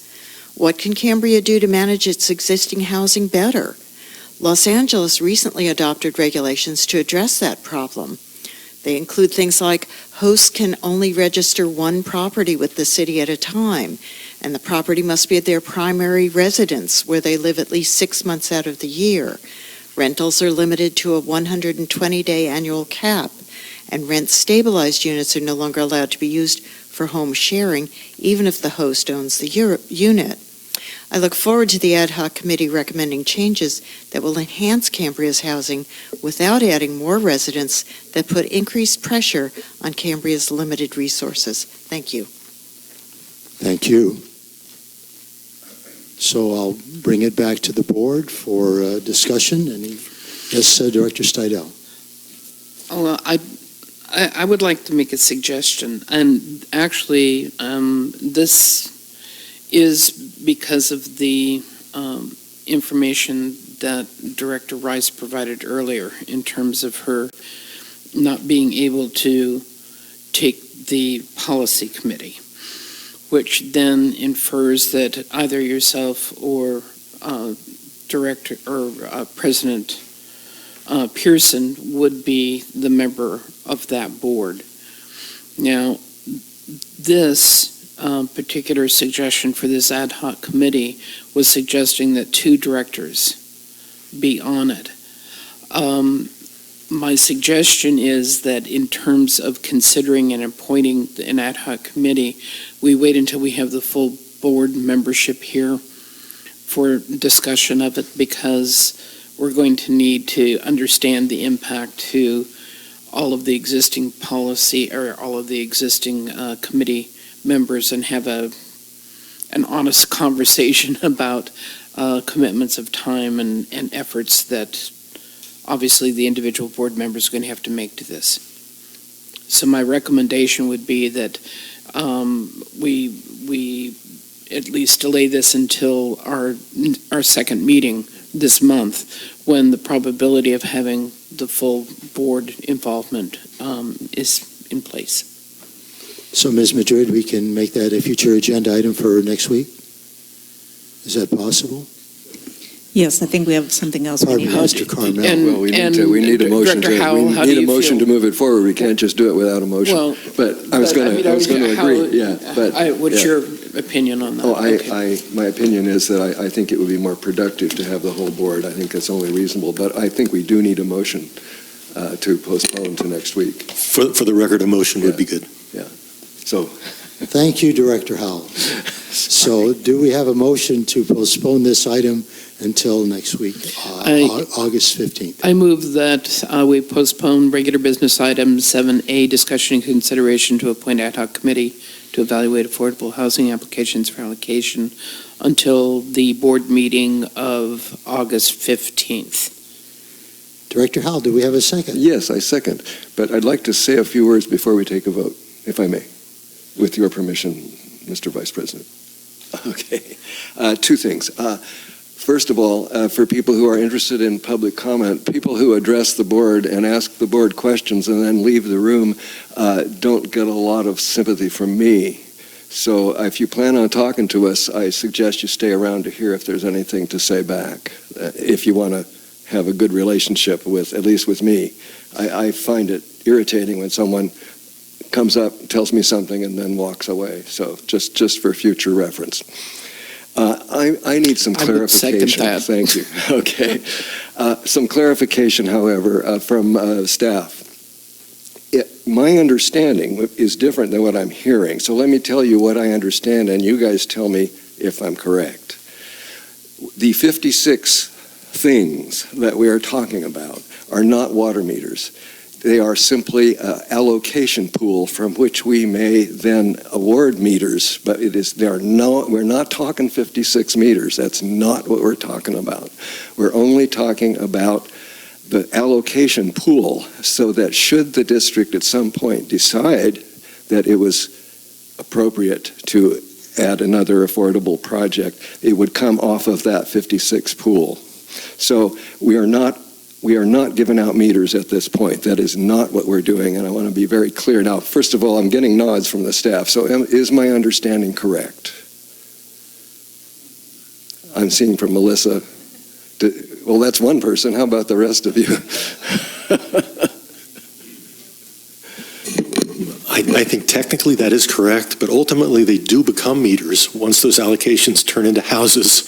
That is true. That is true. But in other words, what we're saying is if we say the X number of people can be, X number of applications to be on that pool are accepted, it doesn't then follow that we are immediately going to issue an intent to serve. No, but it does allow them to get into the process that ultimately will lead to a will serve letter, which will lead to a meter, in theory. Okay, it's good. At least I got that clear. Right, yeah. and I guess I apologize, I'm jumping in on the conversation. I guess that also infers that it isn't something that's also going to drop at one time. There isn't the idea that all of a sudden there are going to be 56 intent to serve letters that can be put on the street, as it were. Yeah, that's my understanding too. As I understand it, the whole process is related to the county's own growth management ordinance. There's so many that are allocated for X and so many for Y, and the district was tasked with every year seeing how much of a pool we needed to have, and at some point in the past, previous boards have said all we need is a pool of 56. Now that, of course, could change, but yeah, so that's the one thing. The other thing which I'll mention, and then I don't want to take too much time because we can go over it next week, is my reading of the county code. And I was trying to find today I'll have to look again, but my reading of the county code is that if a project is classified as affordable, and I have to review precisely whether that includes moderate income as well, but if a project is classified as affordable, that it is not subject to the zero growth rate, except in Cambria, where Cambria can decide that if we do not have sufficient water, we don't have to grant an intent to serve, even for an affordable house. That is my reading of the code. So I just wanted to say that. It'll be open for discussion next time, but I think people need to be very clear about this. Anyway, thank you. Before we move forward with the vote, Michael Strickland, you wish to speak on this item? Thank you, Board.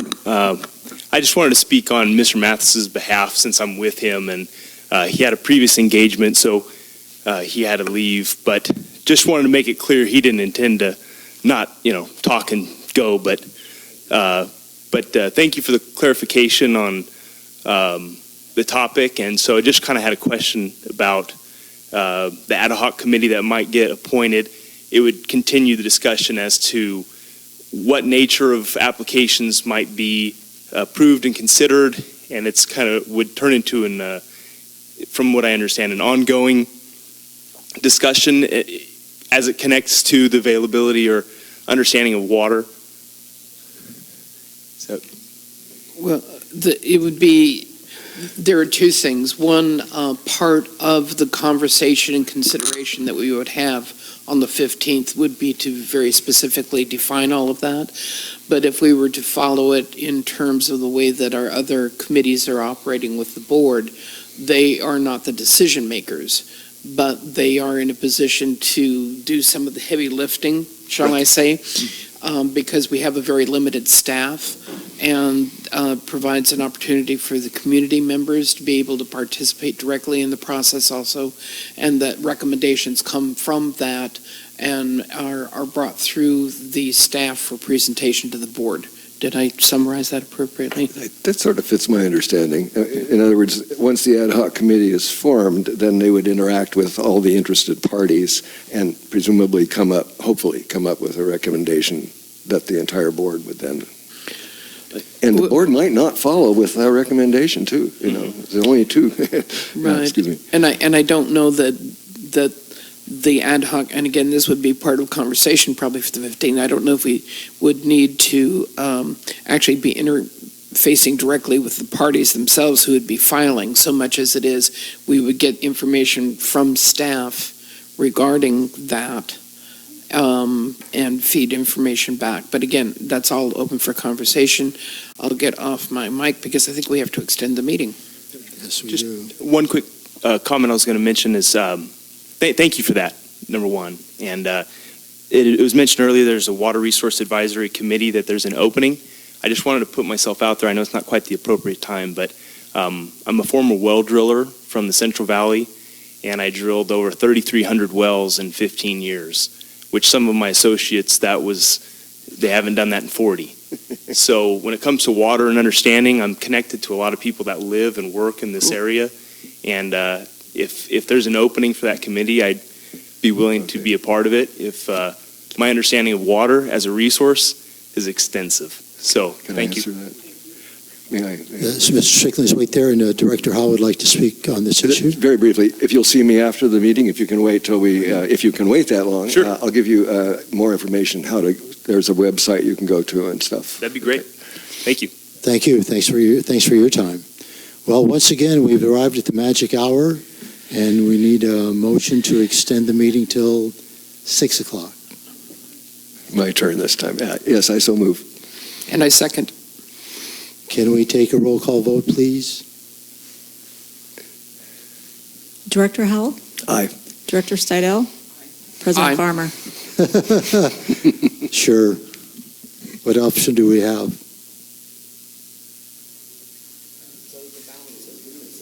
Right. So we are now, thank you. We have now arrived at the balance of the consent agenda.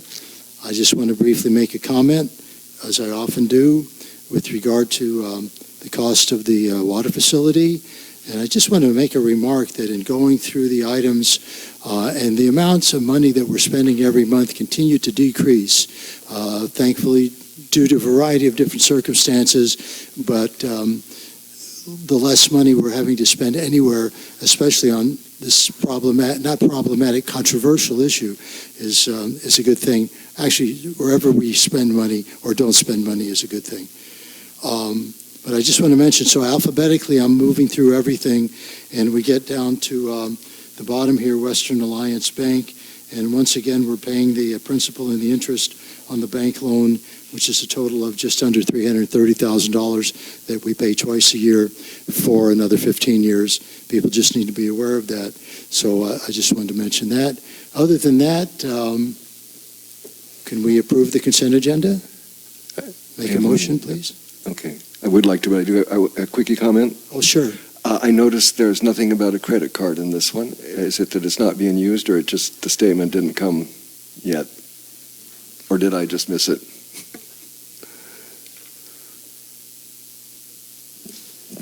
It actually was probably a June payment, not a July payment, because we're kind of in that weird part of the year where we've got 2 months open at one time. So it was probably applied as a June payment, but we did make a payment in July. Yeah, I just didn't see it on the, so I wondered, my goodness, if they stopped using it. That's why I wanted to know. Okay. They have not.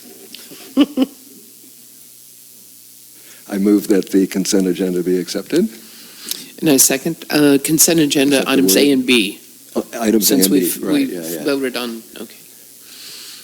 Thank you for being so accurate on that particular comment, Director Steidel. Can we have a vote, please? Director Howell? Aye. Director Steidel? Aye. President Farmer? Yes. All right, moving on. Hearings and appeals, item 9. Wow. Item 9, subject, public hearing to consider adoption of Resolution 31-2019, ordering abatement of public nuisance for the fire hazard fuel reduction program. Apparently the fire Chief has, Chief Hollingsworth, thank you. If you would like, I could speak to this, if you'd like me to do so. Thank you for letting me be back here. I do need to have a discussion with Carlos and his staff about the stickiness of the floor, but we'll talk about that later. It's your shoes. Yeah, it's my shoes, probably. So every year, we enforce the annual fire hazard fuel reduction program. This is secondary to the health and safety code that we adopt annually as an ordinance after declaring the nudes and the weeds and the brush in the area as a nuisance. One of the final processes one of the final steps in this process is to get to the point where we capture all of the lots and the parcels that were not abated by code. So you approved the list of almost 2,000 parcels back in March. We mailed that information out. We created a deadline and a status in regards to how they're supposed to maintain their properties. Of the 2,000 parcels, there's about 1,800 that were not addressed. People chose to not comply for whatever reason. So that's a little bit more than it is typically. I've seen the list as high as 300. I've seen the list down near 75. It fluctuates a lot every year. This year, I think a lot of the fluctuation is dependent because we had so much rain at the beginning of the year that we had to actually push the entire schedule backwards. They were getting equipment out on the parcels, and tractors were sinking into the ground because it was so wet. And it's a little ironic now because we're talking about how dry it's getting. It's just one of those cascading problems. So we're now at the public hearing component of what's happening here, and attached to you have a resolution, and then you also have a list of 236 parcels that failed inspection. We need to have these parcels approved so we can give this parcel list to the contracted abatement contractor, who in this year was Mike Rice. He won the contract for this year. If this list is approved, my staff will go out starting on Monday and re-inspect this list because the deadline for this cutting was on the 20th, and there's obviously been a lag time, and a lot of people have still been cutting. So if you remember, the intent of this program is to gain compliance and create a fire-safe community. It is not punitive by any means.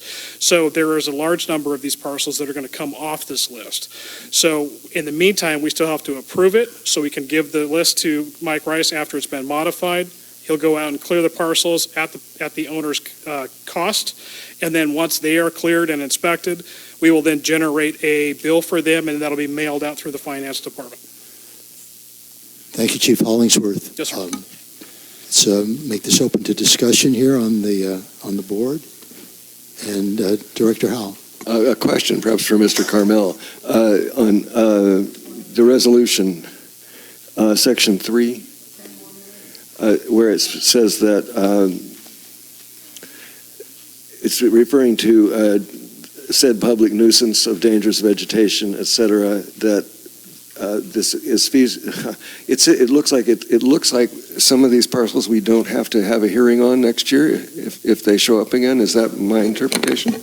That's accurate. We use this language every year. Oh. I don't think we've ever actually done it, but it does preserve the option. Director Stidel. I move that we adopt Resolution 31-2019. No? Oh. What? I think you should open the public hearing first, and Oh, if there's I no... apologize. I think we can all understand your wish to just kind of move through this as quickly as possible, so. I actually think that the Follies folks may have reservations. Oh, is that, John, is that why you're here? Oh, okay. I think we're holding up very well. That's all right, I'm very patient. So how would we proceed right now? Can we take a vote on approving this?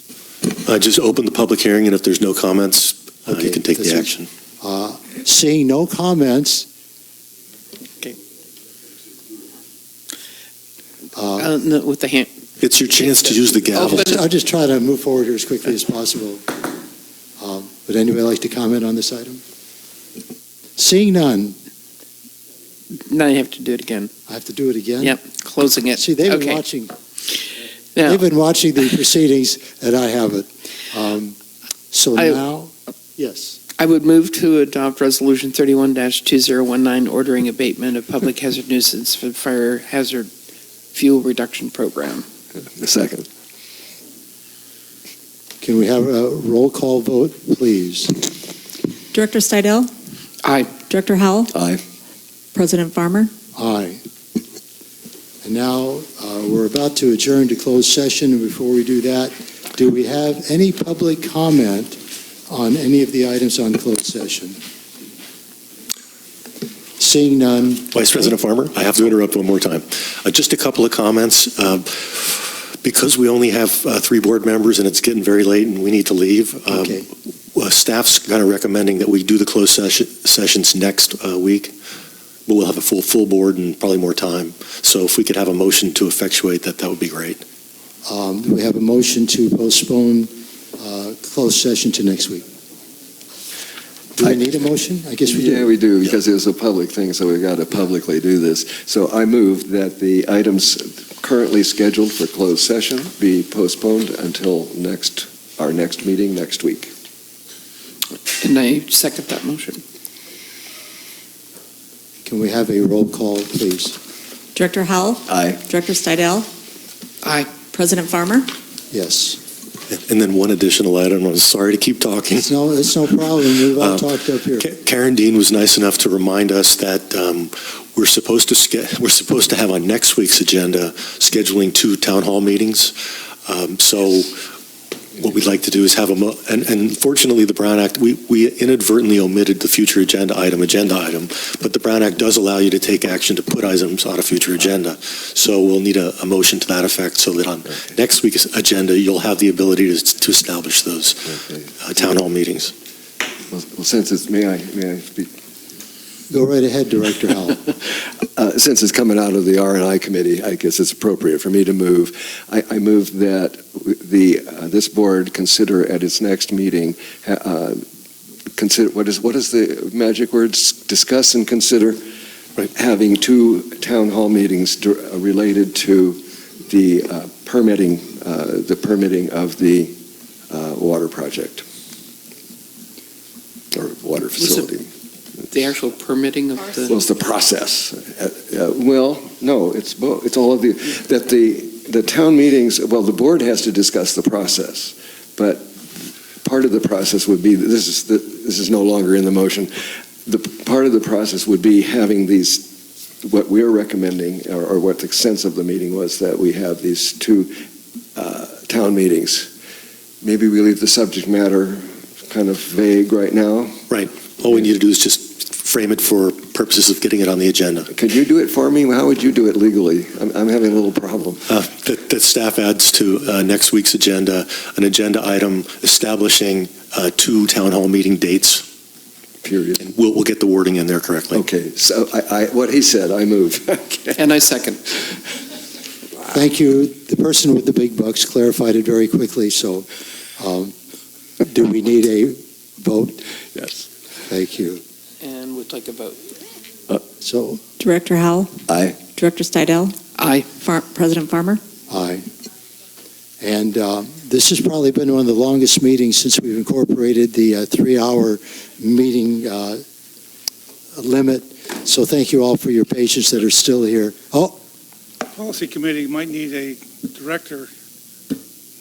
right. Policy committee might need a director. No, I being considered. actually wrote that down and I forgot. If we could put that on the So agenda if for we could next put that time, on a be future good. agenda item as well. I saw that the general manager has already put it on the next agenda. Thank I you. didn't know that to be approved. All right, and with that, thank you all for being here and for your patience. And you Follies folks have more fun than we did.